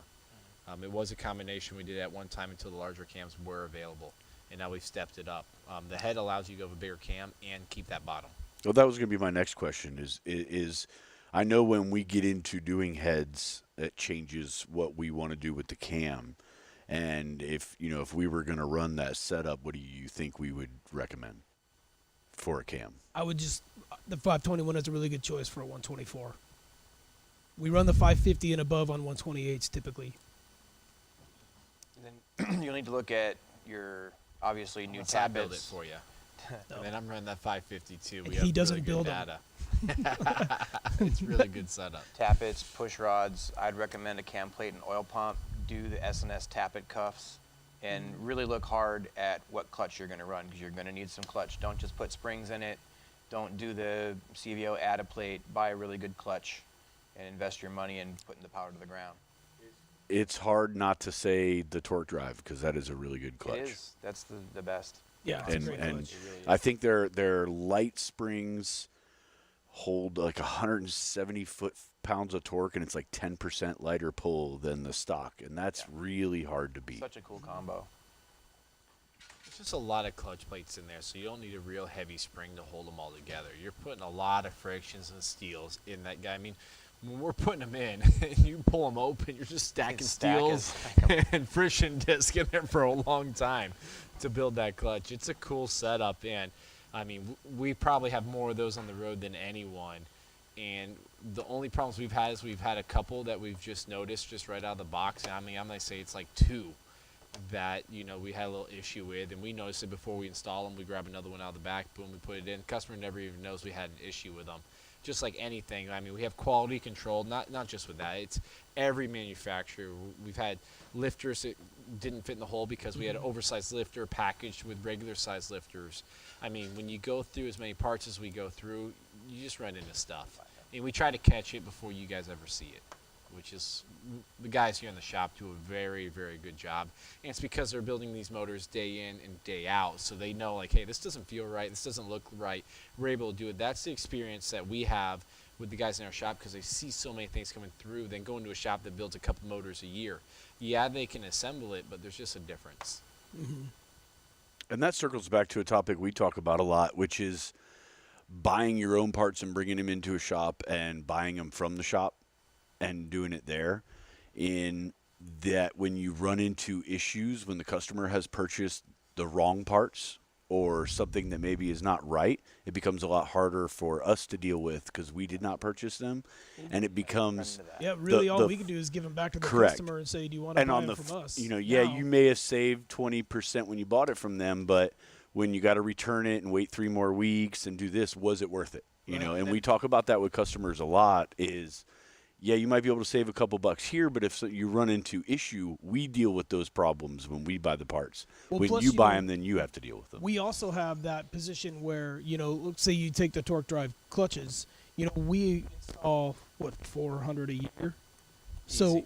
when we have one that's got mismeasured plates or miscut plates, and we call Recluse and say, "Hey, the steels are 7 thousandths larger on this set than they're supposed to be," they say, "We'll send you another set." They don't really question whether or not we're calling it a valid warranty claim, because you know, if you install 500 of something and you have one bad one out of all 500, and then you're like, hey, I have one bad one, they're probably you're more inclined to be believed than somebody that they just buy one and they're like, I don't know, the guy putting it together said it was wrong. They're going to be like, well, who's putting it together? You know what I mean? What do you mean it's wrong? So we also have that benefit because of the sheer amount that we do. We have very good relationships with our vendors, and it's real easy for us to just replace something because we purchased it and we took care of it ahead of time, and they know that we're a trusted source to install it, that we're not just going to half-ass it. Where'd you put that box you had earlier? Which box is that? I had a lot of boxes. Box with all those parts in it you're showing me? Oh, this in the back thing weighs 100 pounds. Yeah, I don't want to carry 100 pounds. We'll save that for another day. What else you got? Got any more questions over there, Roy? Nothing but problems with all the big builds. I think that's Overrated. Well, yeah, I probably wouldn't watch our channel then. I would just, Yeah. just go to harley-davidson.com and I would just look at all the stock bikes. Have you actually ridden one? Yeah, ride one Yeah. for a I think day, your then come back and be perspective like, would change this if you is, actually rode one. none of this was cool. I didn't need any of it. Hey, we're not for everyone. We know it. This is what we do. You know, there's some guys that big wheel baggers. They do it way better than us. That's not what we do. We stay in our lane. High performance, Harley-Davidson. I mean, suspension, brakes, motors, whatever you want, Yeah. transmissions. We do- That's our lane. We and don't we- do we big do a wheel lot- baggers. We do a Yeah, lot of it's not ergonomic packages too. I mean, there's a lot of bikes that we do in suspension and ergonomic improvements on it. We don't really do anything to the engines. Maybe we'll put some exhaust on it. I mean, we do all that. Not just put like I said, exhaust not on everybody it. wants a Hellcat, you know. Well, just take a stock bagger and put suspension on it. Bam, you'll love it. Yeah. Add just a pair of carbon fiber rims and keep it stock with some mufflers. Amazing up. performing machine. You don't need all this horsepower if you're not ripping. But it just depends on who you are. We build bikes for everyone. Who's really good at building a stock bike is Harley-Davidson. And that's why we're Yep. with their brand. They're very good. They build a very good machine out of the box for stock. And if that's you, awesome. Yeah, I would say they're probably better at it than anyone. Yeah. They definitely sell more than any Yeah. other manufacturer in the motorcycle industry. I mean, they own more than 40% of all bikes sold new in the U.S. You take all the manufacturers. Harley's producing more than 40%. They're mid-40s of the whole market. So the whole rest of the market It's a lot is of fighting over saturation, like yeah. 55 to 56%. Hey, look, Zach. H-D. Yeah, Zach says he just put a set of Bridgestone 850s on his 2018 Street Glide. Man, are those aggressive cornering tires or what? They're great, aren't they? The H50. H50, the Bridgestone. the tires. Bridgestone. Those things are Battle amazing. Cruise. Oh, they're I great. love those tires. Well, why don't we go into that? You want to talk about that a little earlier, because we talked about all this horsepower stuff. Tires are, that's something important because once in a while we'll get a guy that wants a motor build and he'll come in with like over the highway, high mileage tire. And it's like, hey, we're about to build you all this horsepower and you want it to stick to the ground, but you're putting tires on the bike that's, not conducive for what you're about to build. So Right. a tire is just as important as the exhaust is when you're building the motor because you want it to be able to hold the ground. You want it to be able to turn. You want to be able to handle that power. Let's go over the benefits of that tire. and the stock with stock manufacturers, when they're doing the OEM tires, they have a lot of things to consider. They consider the purpose of the machine, how the cost effectiveness over the life of the tire. So, when we're doing, no, he couldn't Getting one? he couldn't do it. Is He's he going to got the get whole him? box? Oh, he's getting a tire. Oh. I thought he was going to get the. He's a dog on a bone, man. He can't stop. But H50 multi-compound tire. Yeah, so it gets really good gas mileage, really good road mileage. They have they're stickier compounds, so they hold the road better than the OEM Dunlops. And the cornering compounds are great, so they wear very evenly. They don't cup as easily, and they're really aggressive in the corners. I have a really strange question that I don't necessarily understand, but I think the point of it is tuning 21s, Yeah. which, Yes, we can. is it possible, I think is what he's Yes. trying to get at. Maybe not everybody knows how to yet or has the Yeah, ability. they're different, but they're tunable. Yeah, they're tunable, and we can do it and there maybe are some other places that know how to, but it is not as mainstream as the 20s and before. Yeah, not yet. Yeah. Yeah. It will be. But yes, we are tuning 21s, and it is possible. It looks like maybe he's talking about his dealership. Maybe your dealership cannot yet, but eventually they will be able to. Yeah, eventually you have them all out to market. A lot of guys are probably looking at a 4 to 6 month wait right now. So if you're hearing from the dealer, that's real. We can tune them. It's not 100% perfect. We still have a speed limiter we're messing with. We could crack that code in 2 days. Could be 4 months before we crack that code. We can tune it, and it'll run just like all of our other motors, but you're going to run up against a speed limiter that could be 107 or 120 in that area. We're working to get that figured out right now, but that's the only thing left we have. But 0 to 100, it's It's quick. from what Several guys out there like 110, 120, like I'm good. I spoke 95, I'm with great. Harley about this, and their factory. I don't know what happens when you tune it, but their factory rev limiters are 110 on baggers, 120 on softails. Yeah, and every bike's off too. That's where they try to set them, but one could be a couple miles an hour more, one a couple miles an hour under. the live wires are 107. Well, yours was like 108. Mine was 107. 107 and That's the 108. reason you won. when we were dyno dragging. I think Mike pumped up his rear tire more or something than my bike. He let some air out of my tire. It's all reaction time, baby. It was all reaction. It's all reaction time. That was fun. I'll remember that day for a long time. 2 live wires on the dyno. Yeah. Let's go. Yeah, the whole thing, he goes, go. And everybody's standing there like, well, should we clap? Do we wait? Well, it was We're like, funny. hey, how you doing out there? Well, you don't even have to clutch it off the line. You're just like, Whack. You No, don't it's even not have to even make about noise. you just like You sit there in dead silence. They are a blast to ride, though.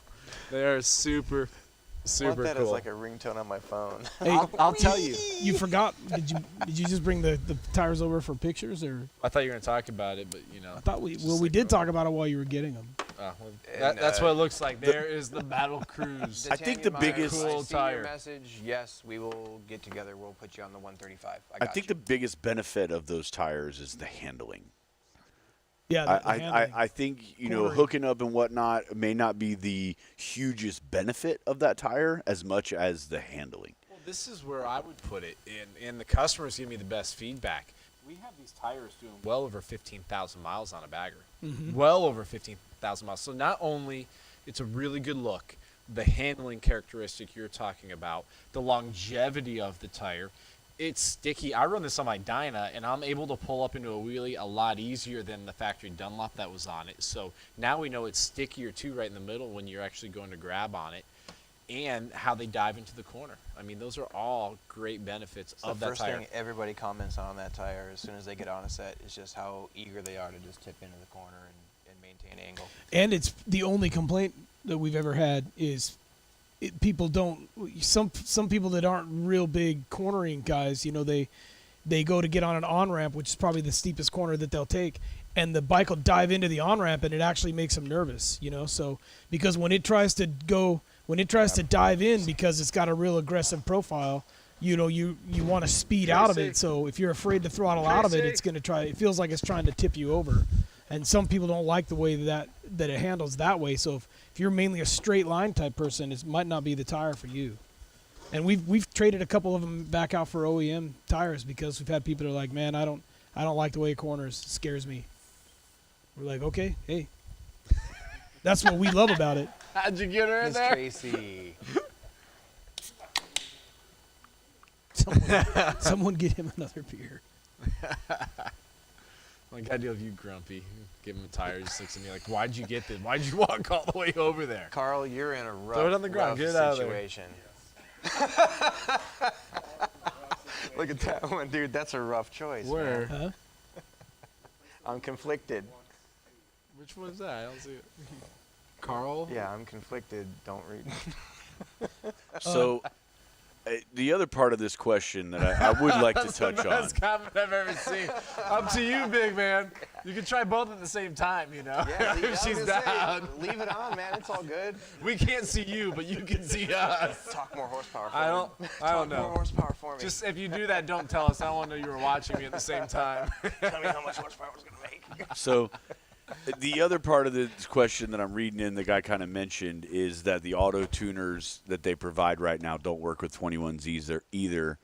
And he's talking about a stage 4. So, I don't think for the most part we tend to run auto tuners ever.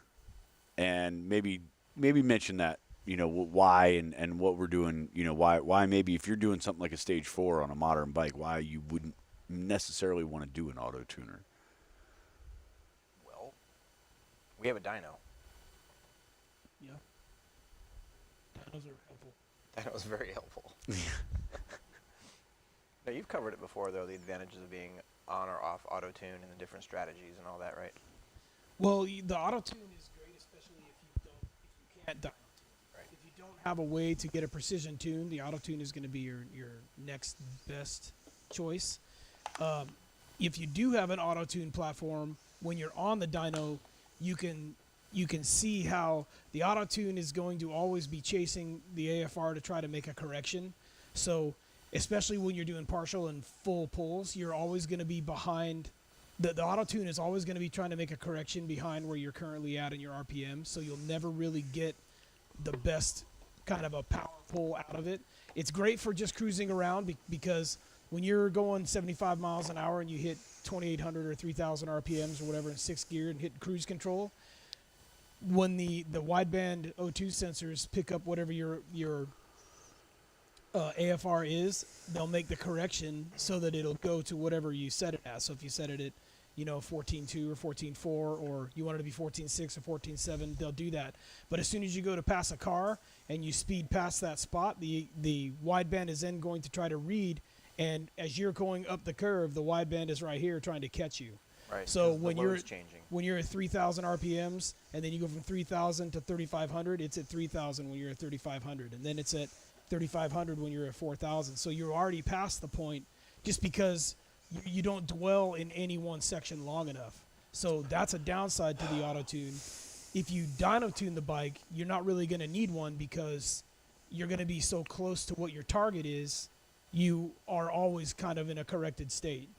And the maps have what they call a adaptive fuel values, so that over time, if the ECM is reading something based on your riding style that is a little bit off from what your target table is, it'll make those corrections and overlay them on the map for you if you have that turned on, which I don't ever see a reason not to have that on.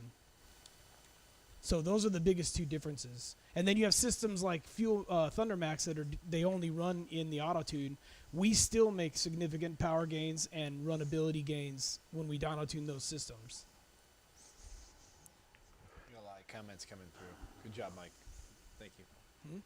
Mike is our tuning master over here. Him and George Bryce go in there, and they got their swords out, and they're going ding, ding, ding, ding, ding, and the bike rolls out, and it's got all the power, okay? That's what happens. We put them in there, boom! Those two go at it. They're awesome. Look at Jordan. They're like, try this, hit this button, hit that button. Ooh, more power. Ooh, keep going that way. Yeah, ooh, ooh. He didn't look like he was hiding in the Jordan corner. was loving it. I mean, he's got Mike to train him, and George from Star Racing comes in. I mean, shoot, buddy.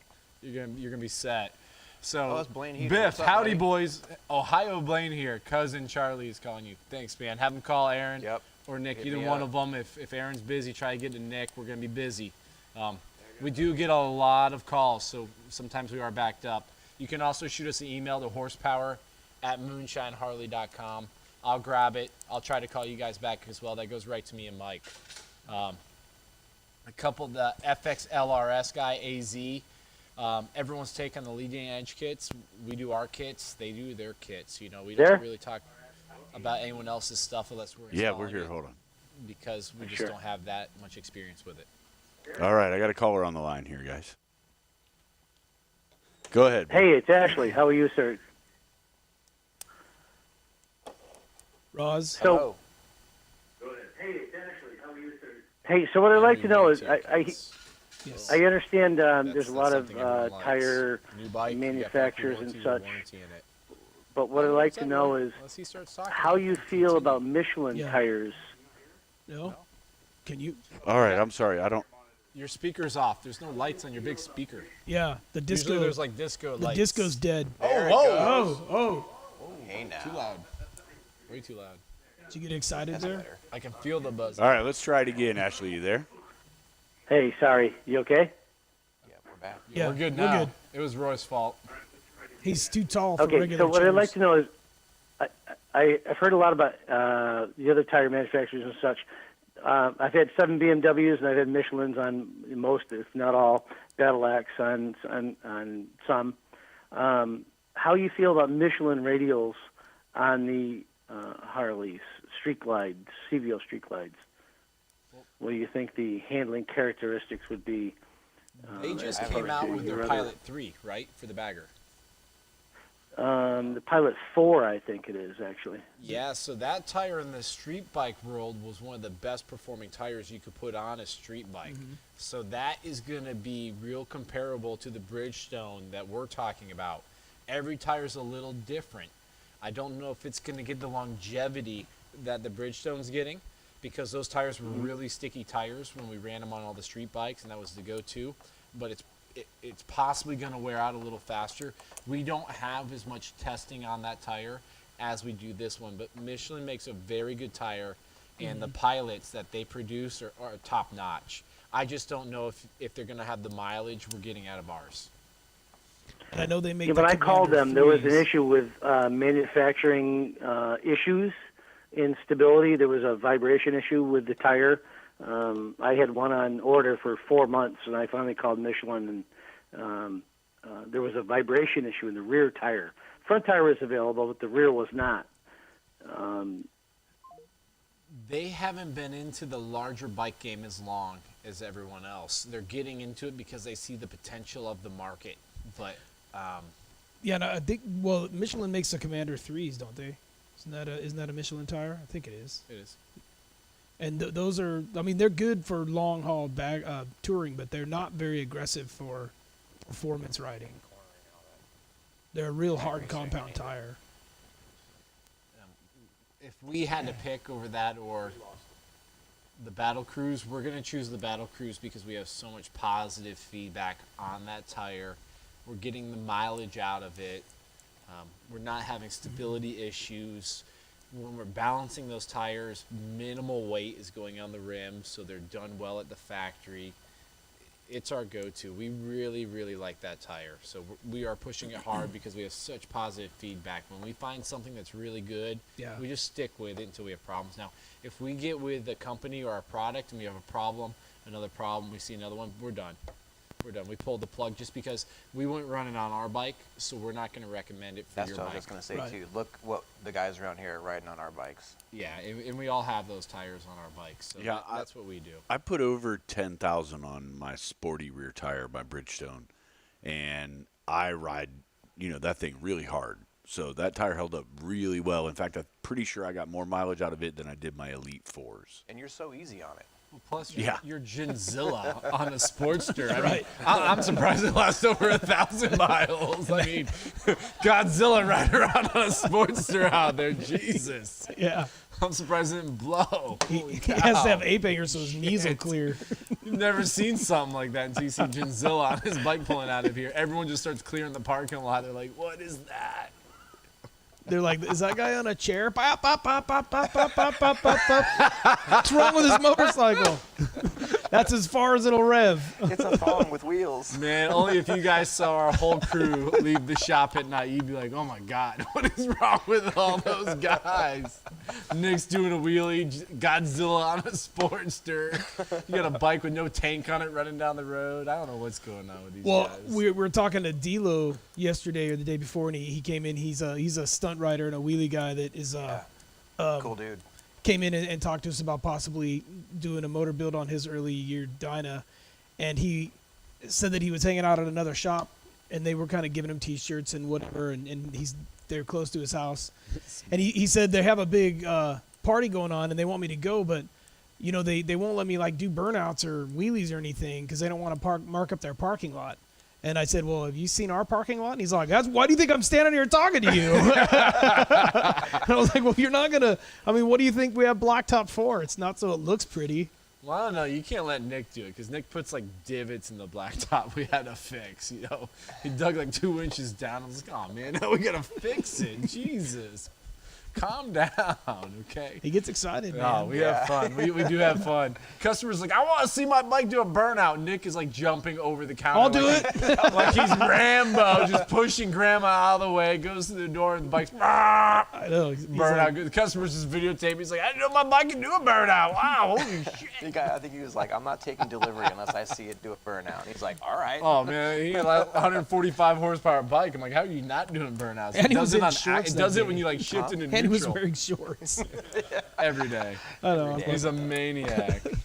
Yeah, Nick, he's not here now. He was on the last Q&A we had, but that guy, it's like every week his side-by-side needs 2 new roll cages. I mean, He knows how to build them. he does build them. Thank God he's got good ones. Well, I We don't need know if him he here. knows how to build them because he's always replacing them. Well, I think that's the Bud It's Heavy. there for like security purposes, not meant to be on its roof. All right, well, we got some questions here. If you were going to do a 128 or a 131 build, it is recommended that I should go to a chain drive. No, you can. Depends how you ride it. You know, on the big builds with heads, and you're going to be beating on it, you could easily go to the chain. I'll answer that. Go. If you rip the teeth off your belt, put a chain on. If you don't, leave the belt. When you rip the teeth off your belt, then put a chain on. If you're about to go on a long ride and you're leaving your house and you have the belt, inspect your belt, turn it over, see if there's any teeth missing. No missing teeth, no chunks, you're good to go most likely, okay? And don't be killing that thing on a long ride because you don't be stranded. When you break a belt, it's not an hour job. A lot of dealerships are not going to have a stock belt in stock. They're definitely not going to have a chain in stock unless they're us. There might be like maybe 2 dealerships in the country that has a chain in stock. We keep probably 10 chain drive kits in stock with our axle setup. So A lot of guys don't realize either that putting a chain on the bike is not going to add power. It's probably going to cost you a little bit of power. There's more drag there from the chain. The advantage to going with a chain obviously is going to be the hardiness of the chain. It's going to take a lot more shock load. But if you have a bike, then you ride it in a way where you know if you need a chain or not, if you're going to go racing, and you know what the advantages and disadvantages are. You can also re-gear it. That's one of the main things you can do with a chain is, again, if you're in a situation where you want to re-gear the bike and pick up more acceleration, more torque off the line, then go for it. there's also more maintenance involved in a chain. When you pull that chain out of the wrapper of the box, they say, hey, lube this thing every 2,000 miles. 200. Yeah. 200. Oh, is it 200? 200 Invest miles. in a good brush and cleaning tools and be ready to spend your time out there and maintain it. Yeah. The best way to own a chain is to understand how to maintain it properly and to adjust And it. adjust it a Otherwise, lot. you're going to be at the shop a lot. There's some really cool tools out there too that you can use to help adjust and straighten your chain setup and all that. I never lube my chain every 200 miles. My chain's fine. It just wears it out a little quicker. So the best way to do it, if you have a chain, get a condor, strap your bike down, get a jack up your rear tire, spin the tire over with a brush kit, clean it off, and get a really, really nice chain loop setup for it. We keep that stuff in stock for all of our kits. If you buy one from us, we'll give you the maintenance protocol when you get it. We have the tools and all the maintenance stuff here at the shop needed to take care of the chain, which is not going to be normal at your traditional Harley shop. They're going to stay with the belt. The belt is awesome. No maintenance on the belt besides adjusting it, and the chain will need to be adjusted a lot more than a belt. It wears, it breaks in more, it is louder, it stretches. So if you're going to put a chain on your bike and you don't live near us, you're going to need to know how to maintain that guy. Simple and easy. Yeah. But I'll tell you what, if you re-gear one and you make that thing where it hits harder on the bottom, you will love it. You will love it. You can change the whole bike by just re-gearing it on the final drive setup. We're getting our tensioners. They're kind of spotty whether they're in stock. Sometimes they're in stock, sometimes they're not. Manufacturing is a little bit difficult on those right now. Probably a good 3 weeks out, I would think, right? Yeah. Easily 3 weeks. It could be longer. We have a bunch due for guys that have already put deposits on them. They're waiting for them in their bikes in the shop, but we're going to fill them first, and then we'll have some available. So it could easily be a month or more. And somebody asked, how's the part situation treating us? I think we covered it a little bit. It's rough out there, guys. Be patient with us. Parts are hard to get.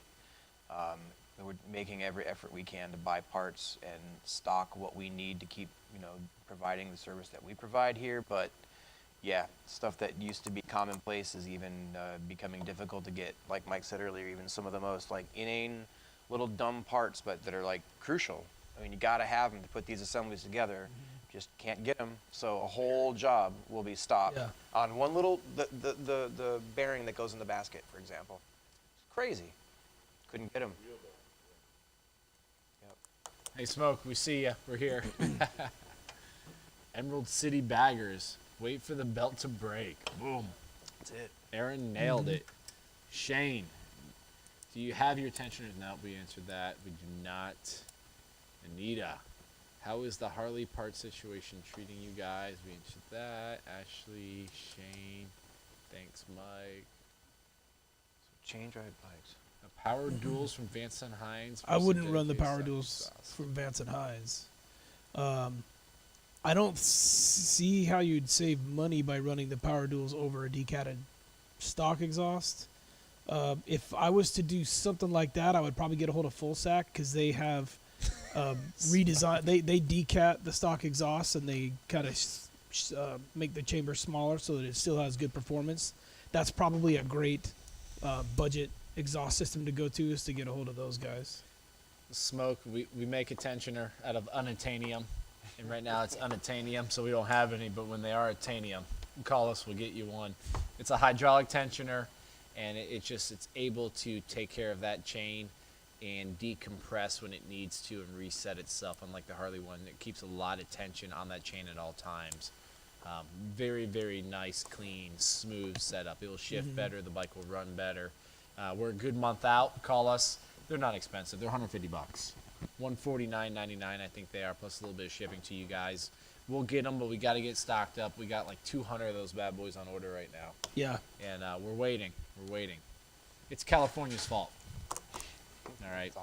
It is. They're coming from a shop out there that builds them. They do a really good job. They're just having some difficulties, and we also have some improvements coming on some soon as well. The 222 is a great cam for a 103, especially for low-end torque. If you want more mid-range and top-end, the 555 is a good choice as well. We had somebody ask about breather systems. I don't hate on breather systems. I think breather systems have a place. If you want to run one, great. Do you have to? No. I think a lot of people try to address what they think is a sumping concern with a breather. And I would take a closer look at your oil capacity and how much oil you're carrying in the bike before you went that route. Could it be helpful? Yeah. I mean, I'd put one on if it was cheap enough to put on. That's fine, but I don't think it's going to save anything. So I think there are other issues you need to address, like your scavenging setup and your oiling system, your plate, your pump, your oil capacity. Those things I'd look at before. That's like the topper. That's like the last little thing you put on it, because air does move in and out of the bike.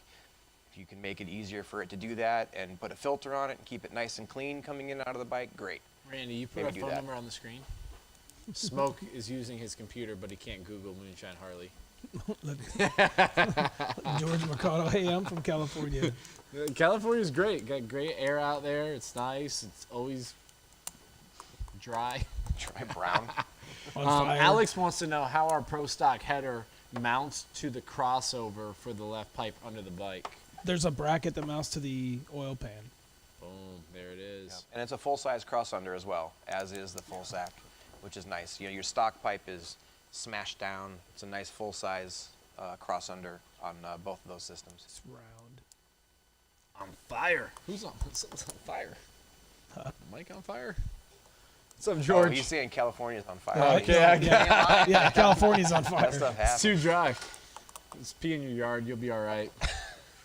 You can't, man. You get slapped with Oh, there's no air in Cali. It's gone. They sucked it all into the factories. All right. I'm mad. Mike just Huh? pissing my bullet Cheerios. I have power tools. When you order your tensioner, we'll send you the Pro Stock header. Don't worry about it. We got it. Don't eat those Cheerios anymore Pissed in either. my They're bowl bad. of Cheerios. That's They're no great. good. Hey, they sound great. They do sound great.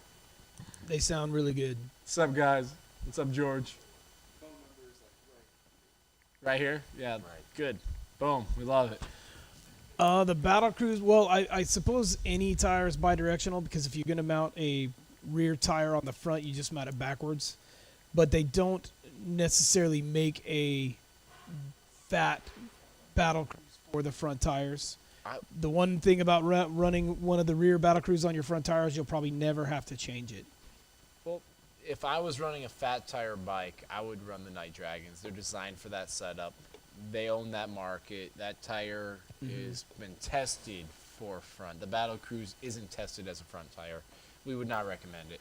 So if you're going to do that setup, stick with those Pirelli Night Dragons. They're awesome. They're going to wear out a little quicker, but the stickier tire in the front is good. You have benefits there. Uppercase M or lower? Is it uppercase M or lower? For Moonshine, what are you trying to figure out? Ask Google. What? Well, we're getting close to the end here. Yeah. Anything else that you want to talk about? I thought you had some cool graphs. Just that one. Hey, that's a cool graph. Just that one, making over 10 more horse at the top with a different pipe, same motor. Mm-hmm. That was cool. I like it. What you got? I'm good, man. Yeah, thank you, everybody. It's really, Thank you. it's really flattering that anybody even watches this. So, Yeah, we greatly appreciate it. The comments are awesome. They crack us up. We like having fun. Yeah. This is a little bit of time to answer questions, decompress for us. We're off the clock for building stuff for you guys, and we're able to have a little bit of fun and interact with you. It's super cool. One more question real quick. Alex, the baffle depends on what your setup is. The displacement, the cam you're using, the compression, all of that. So if you have questions, call me. We can figure it out. John Brown, we like the Bell Ray synthetic. If it's a hot motor, because we're doing a lot of compression and you're making 160 horsepower, we're going to run the mineral oil in it from Bell Ray. Otherwise, we do like the synthetic. We run Bell Ray, but the Harley Synth 3, it's a great product. I mean, we run that in most of our stuff. It's great. We have no problems with it. What are your thoughts on the FMXXX head pipe? We run our own head pipes. That head pipe is big for larger motors. If you stick it on the wrong motor, it will be too big. So you got to be very careful about running a large header on a bike not designed for it. I would call those guys if that's the system you want. If you want one of ours, you call us and we'll help you there. Wilbur's or suspension. others. Yeah, the Wilbur's. Wilbur suspension is awesome. We're doing 2 more sets, like in the next 2 weeks. someone say Semper Fi for me, please. Well, I was in the Army, so no. Jacob said that the entertainment is off the chart. I'll say, ugh. Try The Army working would with say these who? guys. You miss all the fun. Yeah, you should see us in the daytime if you think this Yeah, is entertaining. It's a real hoot. Hang around Not for a day. 8:30 in the morning in the meeting and service. How'd you break today? What was the chant you broke on today? Today was pretty straightforward. Okay, the highlight of the week. What was the highlight of the week? I don't know. Can we share it? No, probably No, not. do you, Yeah, I don't know if I'd yell that. Yeah. I was going to say, some of those I don't know if I'd say over the air. We do Hey, like this I don't Sin 3. pick 'em. We run a lot of Bell Ray Sin in these motors. All Yeah. of our built motors, we're usually sending out of here a Bell Ray Synthetic or the Bell Ray Mineral, depending on the performance of the motor. well, and the Bell Ray synthetic is 100% synthetic. Yeah. So when you get into like Sin 3, it's not guaranteed to be 100% synthetic in every single bottle and every single blend because I think to be labeled synthetic, it only legally has to be 40%, right, or something like that. It might even be lower than that. I was going to say that Yeah. So- through the years they've lowered how much synthetic has to be in there. Yeah. It's very rare to find a 100% synthetic product. And Bell Ray is 100% synthetic in every bottle. And we break in all the motors on the 20. The Bell Ray mineral oil. The mineral oil, the reason we bring that up is it does handle heat a little bit better. It doesn't last as long in the motor. But a lot of the guys we are building these big motors for, they're dropping their oil at 2,500 miles. So in all reality, it doesn't really matter what oil you run in it. But Yeah, it gets expensive to run. yeah, that mineral oil $14 a quart. It handles heat very, very well, and it's half the cost every time you're dropping it. Saves you money, and it's easier, and it handles the heat better. Ashley says, look at the flag and stand at attention. Ashley says, look at the flag and stand at attention. Hey, Steve, your bike That's is an going to order. be bad. We're waiting on all those bags and stuff to come in. He's got that low rider There's S. a million little parts in that build. And man. Harley's A behind. million. Let's contact me and Aaron this week, coming up Wednesday, Thursday, so we can see where we are and what parts we're still waiting on. Because when we get all those little parts in, we're going to paint everything so it all matches for you. We are stoked on that build. That is going to be one awesome build. We're That's going to make a video for that one. Lowrider S with Sport Glide bags. Yeah. It's going to be And a sick. motor. And right? a motor. And a motor. We'll video that for you, Steve. That's going to be a good one. Randy, you'll video that, right? You be here? Yeah. We got it. We got it. Hey, if Randy's not available, we got backup here. Boom, we're in. All right. There we go. Comment. Yeah, last time we did this, Randy was partying in Myrtle Beach. And he was half drunk, and he's like, "I'll just phone in." Hey, Andrew West. That didn't work. Yes, that didn't work your out bike. at all. Yeah, in my defense, the audio problems right back last there, night were Andy. internet involved, or last time, not audio involved. Hey, I fixed that. I got hard cables. Yeah. I got it. Randy right. broke them. I had to fix them, and I'm That's not even right. that guy. We're working now. Yeah. Hey man, Nice. we Hell appreciate yeah. it. Hey, I'm building a one. Someone right here just had a 107, was asking what cam. That 107. Yeah, I saw that up there. There's two cams we like. We love that feeling 465 in that setup. If you want a ripper though, S&S makes a 465 as well. Yeah. Those are two really, really good cams to pair with that setup. I wouldn't go any bigger in either one of those. And I think, sometimes, and I know we can't get to all the questions, and it's hard because they're scrolling Yeah, and the we're trying TV's to way read. over there. So we're trying to read one, and then another one pops up, and then it's off the screen. But I think it said that he wanted it was a combo of like going to work and then back roads. I would recommend the S&S 465 because you're going to have just all kinds of torque right off the rib. It's going to be great. You really can't go wrong with either Yeah, one. I mean in the end. the S&S 465 will lift the front tire off of the Roy, you ground just on a put one in bad a road. trike today. Oh, 465. Yeah, I did. 114-inch M8 465 cam and the full stack header. Badass. And that's a good bottom end cam. That's why it works well on Yeah. the trikes. And when you stuff call like that. in, ask for Nick because Aaron will sell you the Redshift 468. BS, I sold the 465 S&S. Lies. Thank you very I don't think he's ever sold one. That was only because it was a trike. That was only because it was a I have done trike. fueling 465s. It just depends where the guy's riding. We're talking about an S&S 465. Yeah, but you And I find, did one. The trike had A one. trike, you put it on a trike. It's a great cam for a but trike. you have all those That's what I leading. the best setup for a trike is an S&S. You have all those 465. leading questions like CNN that just directs the customer like, yeah, I ride just like that. Yeah, 468.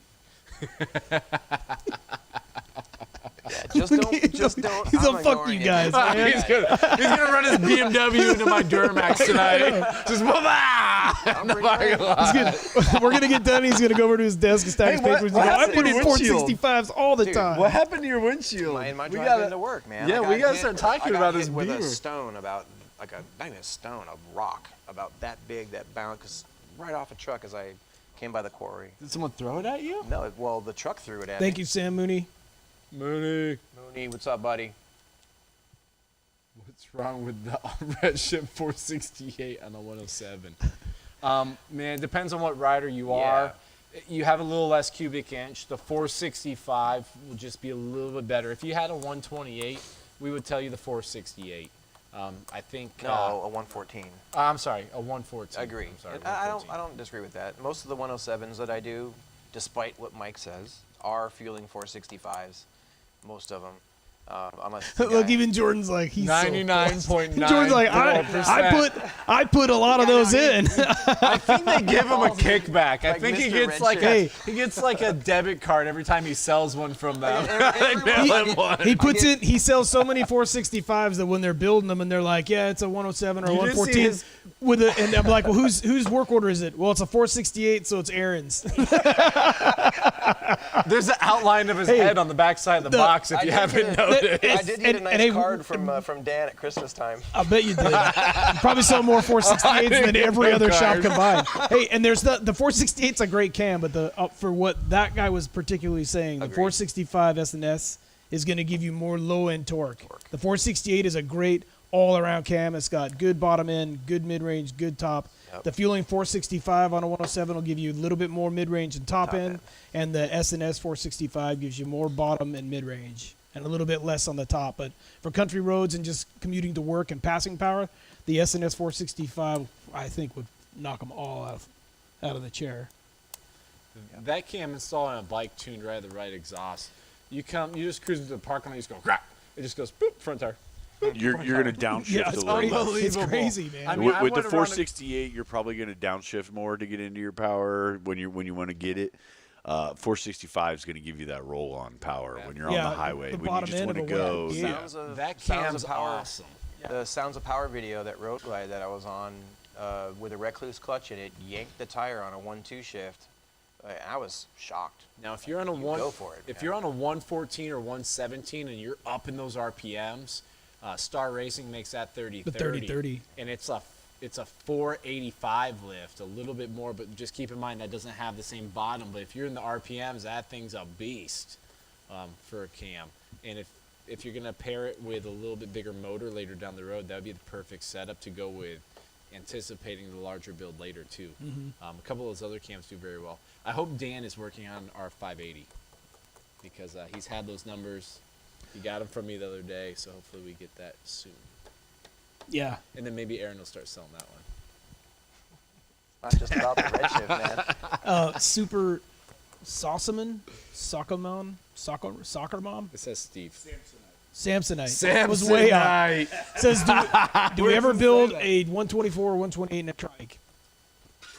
So this is where I put my gloves on, because when you do a trike, you've got so much ass on the back of that thing that when you put that kind of power into it, it really pushes through corners, and it becomes really hard to steer and hard to handle. So what you do, and I saw this all the time in the twin cam world as well, when people would put like 120 SP motors and 120R motors in trikes, you just beat the engine to death because you never run the engine in higher enough RPMs for it to really breathe with that much cubic inch.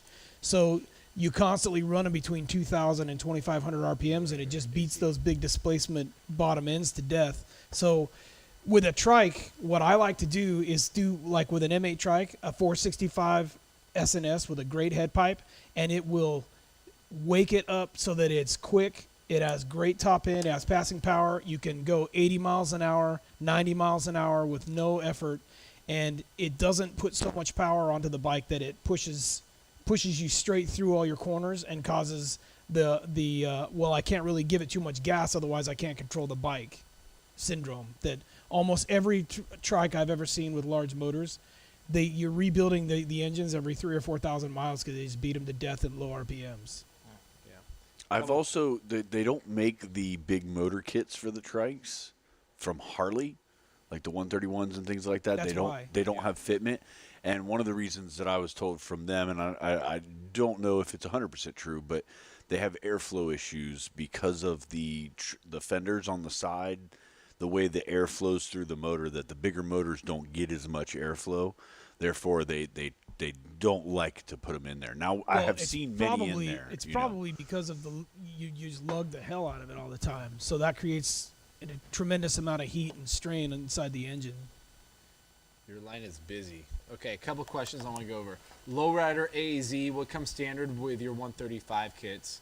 I mean, everything we need to build them in all reality. It's by the time you're done on a 135 with a stock bike, you have nothing on it. Well, maybe to answer the question, we're not shipping that. Yeah, we're not shipping our 135 kits. You got to ship us your bike, and we're going to build it. There's certain things. I mean, the program in your case, just to get your case board to accept this, is a custom program. And we work with Dark Horse a lot, and he's got our custom program for this stuff to do it. And we got to make sure it fits well. We got to balance your flywheel to the grams of the pistons. That's a full build. I mean, you're over 15 grand on the motor build with everything you need to hold it. We're doing the primary and everything else in that build included in that price to get one of those in your setup. But really, really nice. Harley did a good job designing their fins. They have more engineering in the fins on this setup than anyone else, and it's going to dissipate the most heat away from that cylinder. So that's why we went with this exact setup. Next question on there that I saw was Troy asking about comp cams. Our 492 is made just for us from comp cams. So the 492 we run in all of our motors is something we worked with comp cams on.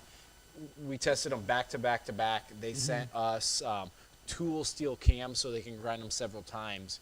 And we went through a good amount of different variations to land on the one we have. And actually, we have 2 different variations of 492.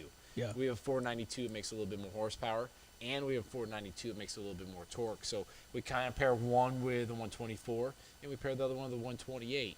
And then depending on the exhaust, sometimes we'll use one more for a soft tail and the other one for the bagger because of the exhaust system we pair with that setup. Just shift the curve around a little bit from left to right, kind of get it tailored into, you know, your riding style, where you want to be, where you want the power put down. Absolutely. So real cool stuff there. Your line's busy. Yeah, I think we gave up on the line. Yeah, I think you disconnected. Kraus handlebars for street It's got glides. problems. Oh. Yeah, I'm not seeing any calls from it, so I don't know what's going on. Yeah, I think our automated system for the shop kicked in right now or something. So the Kraus handlebars, you just got to call us. We have so many different configurations. You kind of got to walk us through what you want. We like the ERG bar because it's adjustable after you own the bike for a little while. We've had guys that have bought handlebars from us and like, man, I'm just getting a little creak right here. If you have those ERG bars, you can loosen them up and tweak them a little bit to see if that calms down that little tweak you get from long rides. And we can change the position on them, so we like that setup. It's not the ideal T-bar that everyone's used to, but it's growing in popularity. It looks great on the bikes as well. Man, we got a lot of questions. We'll sit here for, you guys want to sit for a little bit longer? We're good. These guys are watching. I think they're talking to each other. Yeah. 6-foot riders, setback, bar rise versus bar. It just depends on what bike you have, but if it's a road glide, I like a 10-inch kickback riser with a 2.5-inch rise fly moto bar. That's what you're running on your bike. Yeah. That's like the most common setup. What are you putting on your bike? I'm going to end up doing the pullback plate, and I'll probably end up doing a straight riser. No, I'm going to do the little bit taller. Actually, no, I might do the ODI so I can get They got the the 4-inch. clamp down a little bit and get the end rise over so I can maybe still sneak a little bit of the screen in. We'll see. Well, we haven't. I saw that question. So we haven't gone over Kraus's ODI bar setup. We do a lot of the Fly. The Fly has a 2.5-inch rise. The ERG bar has a 4.5-inch rise. The ODI is a 4-inch rise, and they have a little bit slighter, more kickback in the wrist angle. See, I don't like that. I'd want them a little bit flatter, so I might even forego seeing the screen just to get that more aggressive stance. Talking to Kraus, Sacha Kraus the other day, he on his bike has the ODI. He prefers it. He says it just, the angle's really nice. I prefer the Fly bar, but that ODI is very, if I was on a street glide, I'd be running the ODI. That's going to work really well for narrower people. Is the best way I guess I could say. If you have wide shoulders, you're probably not going to want to be turned in, you know. And Sasha's a smaller guy. He's not a huge guy. So a guy his size is going to like something that's kicked in a little more. Whereas maybe the guy that we're talking about with a 6-footer, I'm 6'3" myself. I don't like when they're turned in. Yeah, they hurt like the 5'10" wrist. or under, that ODI bar is going to favor your setup. If you're over 5'10" or close to 5'10" or over, you're probably going to like the Fly bar. And the ERG handles both because the ERG allows the adjustability. ERG is short for ergonomics. I mean, that way you can adjust it for the ergonomics for the rider. Is mine getting the full triple tree replacement? I believe so, Ashley. I think it's a Wolf one setup. Is it? It's a Road Glide, right? I can't remember. We do so many builds, Ashley. I can't remember offhand without seeing your paperwork. I think it's a full Wolf. I think it's a full one Wolf. setup. Yeah. What pipes do you have there? Thanks. We have all of our pipes here for the most part, but this guy right here, for everyone just tuning in, this is probably our most desired pipe. It is the most expensive, so the price tag does keep a couple guys taking it. But this is, you at least, it's not for a stock motor. You got to at least have a cam in it. We make it in multiple different sizes. It's a 2-in-1 anti-reversion chambered system. We do make a ghost pipe that we call the Suedo for it. It'll have a Moonshine horsepower badge on it, and it's really high quality stainless steel. This pipe right here is already heat soaked, so that means it has been on a motor. We've broken it in. The heat changes the color of it because the pipe started this color, and the heat changes the stainless steel to this gold. Really good looking setup. We're going to post more videos on it. I think I'm going to work with Randy over here on just going over bikes, and maybe we have like 5 or 6 different bikes where we do walk around so you can see these on different colored bikes. Awesome pipe. You pull up somewhere with that pipe, everyone walks over. They think you gold plated it. Yeah, they think you like got it in did. Egypt somewhere or something. It was from some hidden tomb that someone uncovered and you put it on your bike. It's awesome the feedback you get. It is expensive, but this chamber here makes the smoothest torque curve we have, and then the muffler has dog balls in it, and the dog balls is just, when you're riding that pipe, super responsive, and it doesn't matter what RPMs you are in. If you're cruising around 2400 and you get it, it's just whap. You're cruising around 4, it's got it right there. And it's a little bit milder on the sound when you're just cruising at like 3000 RPMs. A little bit more subtle than a D&D. When you crack it, it's all there. But it's actually a little calmer on the sound, which I prefer, because you go on a long ride that's 2 hours, 4 hours. You're on an all-day trip where you're going to be on the bike 6 to 8 hours. Big difference going on a system like this compared to this guy. This guy is going to wear you out. Yeah. I mean, you're going to be more tired getting off the bike. This is a loud pipe. This is, Yeah. you know, That's full This is- race though. it's right? full race. Full right race. there, This yeah. pipe right here, great, like you said, great touring setup, and it's probably got the most little features all over it to control reversion and just make a great linear curve. Great touring setup. Torque on the bottom, horsepower up top. It's awesome. Yeah, I mean, and the guys that make them for us, I mean, Fueling makes those for us. We There's a reason order there's a them. patent on that, right? Yeah, yeah. Yeah. And NASCAR is not allowed to run these. You cannot have an anti-reversion car in competition for NASCAR because it works. All right. They didn't put it on there because you have a disadvantage. Like, yeah, you guys put those on your car. No, it works well. It is outlawed. It just makes a difference. This helps in the lower RPMs of the motor, and it helps the exhaust get flushed out of the chamber at the lower RPMs. What you got? And we're actually going to be, we're putting this one on the 130 that we tested this one on. So we're going to have both of those, both of these back to back. Yeah, we got on to do a the video same. on it. Yeah, we'll do a video on that one. And somebody asked how much this one costs. We're actually still in the design phase of this one with Burns, so we're not 100% sure what the price point is going to be on this pipe. It's done. And the look might change. We might make this look more like a muffler. Yeah. It just depends when we're done with it. We might change it up. We have a torque cone that's going in there too that they're shipping us to try out, and we're excited just for all the feedback. But we still have a month of playing with this guy. Yeah. Because we're not just going to play with it on one motor. We're going to play with it on multiple motor setups and see the full capabilities are and what the right setup calls for that exhaust, which ones don't call for it. That way when you call us, we know the setup. We're not testing and tuning on your bike. Right. We're using these on our bikes and the shop bikes to figure out what we're doing. We're building motors just for testing and tuning these products. So when we talk to you about them, we have really good, accurate feedback for you. What you got? A couple more questions? 131 stroker with a pro stock on the dyno. I think we've got that. Loud and proud. I want them to hear me a mile away. Well, hey, Hell man. yeah. You want them a mile away? That's going to be this guy? That one. Or it's going to be that board. big D&D board. Big board, Ooh. baby. When someone's on the dyno with the God, that big thing's board, aggressive. everyone puts on their headphones in the shop, and that's Oh, like man. that's a room that's supposed to be quiet, like a sound deadened room, and everyone still has headphones on in the shop. They're out in You want that board. out in motor clothes. They're like, What was that? The hotel behind us. oh, they hate it. The best part, Like, what is going Sometimes on? when we're in a late night, we're here till like 8 or 9 o'clock. They come over and start banging on the wall. Please stop. We got to tell the one story. You got to tell when I the was- one story. But I was tuning a bike and it was like 9:30 at night. We had to deliver it the next morning for a guy that Yeah. was traveling.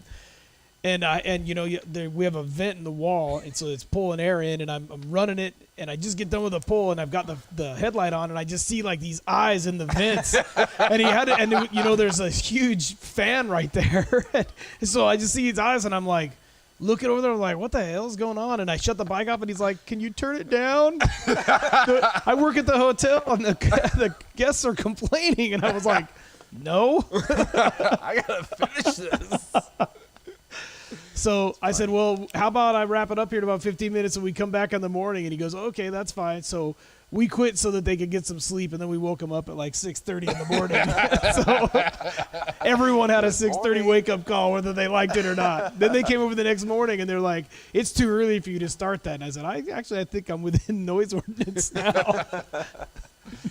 Some customers over there love it. They're like, Yeah, oh my yeah, God, these Harleys, they'd never heard of Harleys. So yeah. they We've run had over customers here. come over that we're building bikes for and go like, yeah, man, I was here, woke up in the morning, that and I mine? knew that was my bike on the Is that my bike on the dyno? That Well, is cool. That's one of the things I was going to say. You know, we get so many customers coming through the shop, seeing what we're doing, and you know, the dynos go, and you got a loud ass bike in there, and they're like, "Oh, that's awesome!" And everybody in the shop's like, "Yeah, it's awesome." Or we give them a tour of the It's shop, awesome. and we're trying to show them the shop, and the guy's like, "Rah!" We got to stop talking. Wait, we start talking. We all say, "Rah!" It's going again. We got Malone in there just going nuts. Malone, post. And then we got to just wait for him. I wish my office was farther away. Noise police, hell yeah. I'm just glad the Yeah. CO2 alarms don't go off anymore. That's Fortunately, there's no noise police here. We don't live in California. It's all good. the noise police. He's working late. Tennessee rocks. You look at Two Blue Fred goes, I could hear mine before 9 a.m. from the hotel.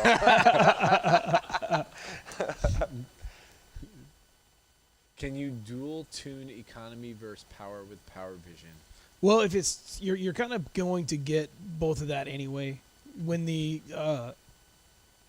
closed loop system is turned on, you're going to be in closed loop running at pretty close to stoichiometric when you're just cruising. So you're going to get great economy, but when you lay onto the throttle, it'll richen up. So if you're on the throttle all the time, you're not going to get that great of gas mileage. You might get 30, 35 miles to the gallon. Through the years of doing this, that's one of the biggest things that I think people overlook is when you put more into your bike, you tend to ride it a little harder, and then they wonder why they're getting worse gas mileage. And it's like, well, you're probably on the gas a little more, because if you weren't, you'd be getting close to the But same. when you're commuting or just riding around, you know, and not really trying to have fun with the power band, you're still going to get 40, 45 miles to the gallon. Well, when I ride to like Sturgis or Bike Week, we have guys with cams, we have stock bikes, we have everything in the group, and we usually have 8 guys in the group.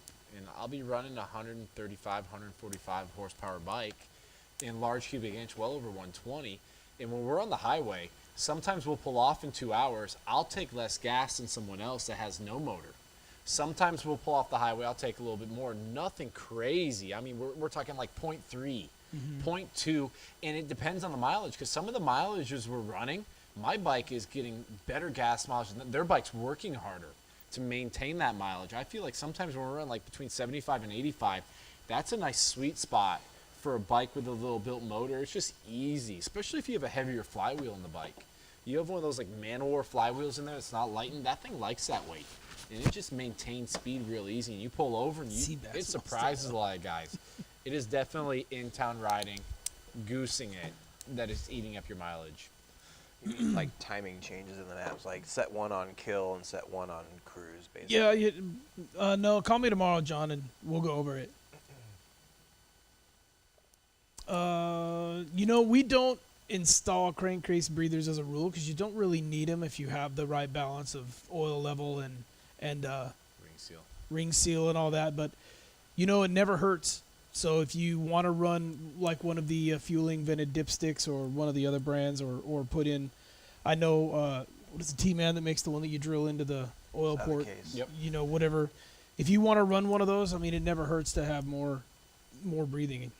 But we don't install them just because we're doing a big motor. We do install them. We just Yeah. don't make it mandatory to run them. I mean, we have so many motors out there, and we don't see like problems with them. If we did, we warranty them. We'd be putting them on every bike, making you guys buy them, spend $200, $300, $400, whatever they are. But We have so many motors that don't have that problem. And Yeah, there are compulsory parts for a build, and that's not among them. Just put it down. something I like to add to the builds I want you guys to think about is Harley makes the fan kit for the stock oil cooler on the front. If you're in traffic, that guy makes a huge difference when you're sitting. Instead of buying that vent kit, I would be spending my money on the fan kit for your factory oil cooler on a bagger. I like that setup. When it gets to a certain temperature and you're sitting there not moving, it knows your mile an hour, it automatically throws that fan on. It'll automatically kick it off when it needs to. It's a very good upgrade if you're worried about adding some of that stuff on. That would be my first go-to before I ended or bought a vent kit for my bike. That's true. Bob. We ran 85 to 95 to Florida, and we got same as our buddies with stock. There you go. Boom. And those guys have big motors. They're 140, 150 horsepower, both of those guys. So, boom. I mean, when you get on the highway rolling 70, 80 on a bagger, a new bagger, it's 4 hours of gas.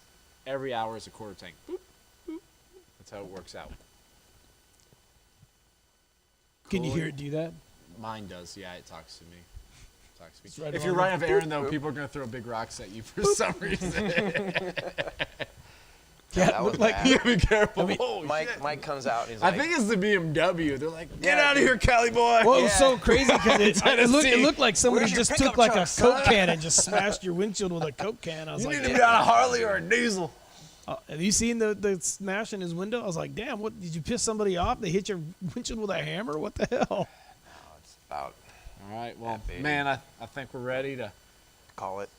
let rip without you guys watching us for a little bit. So,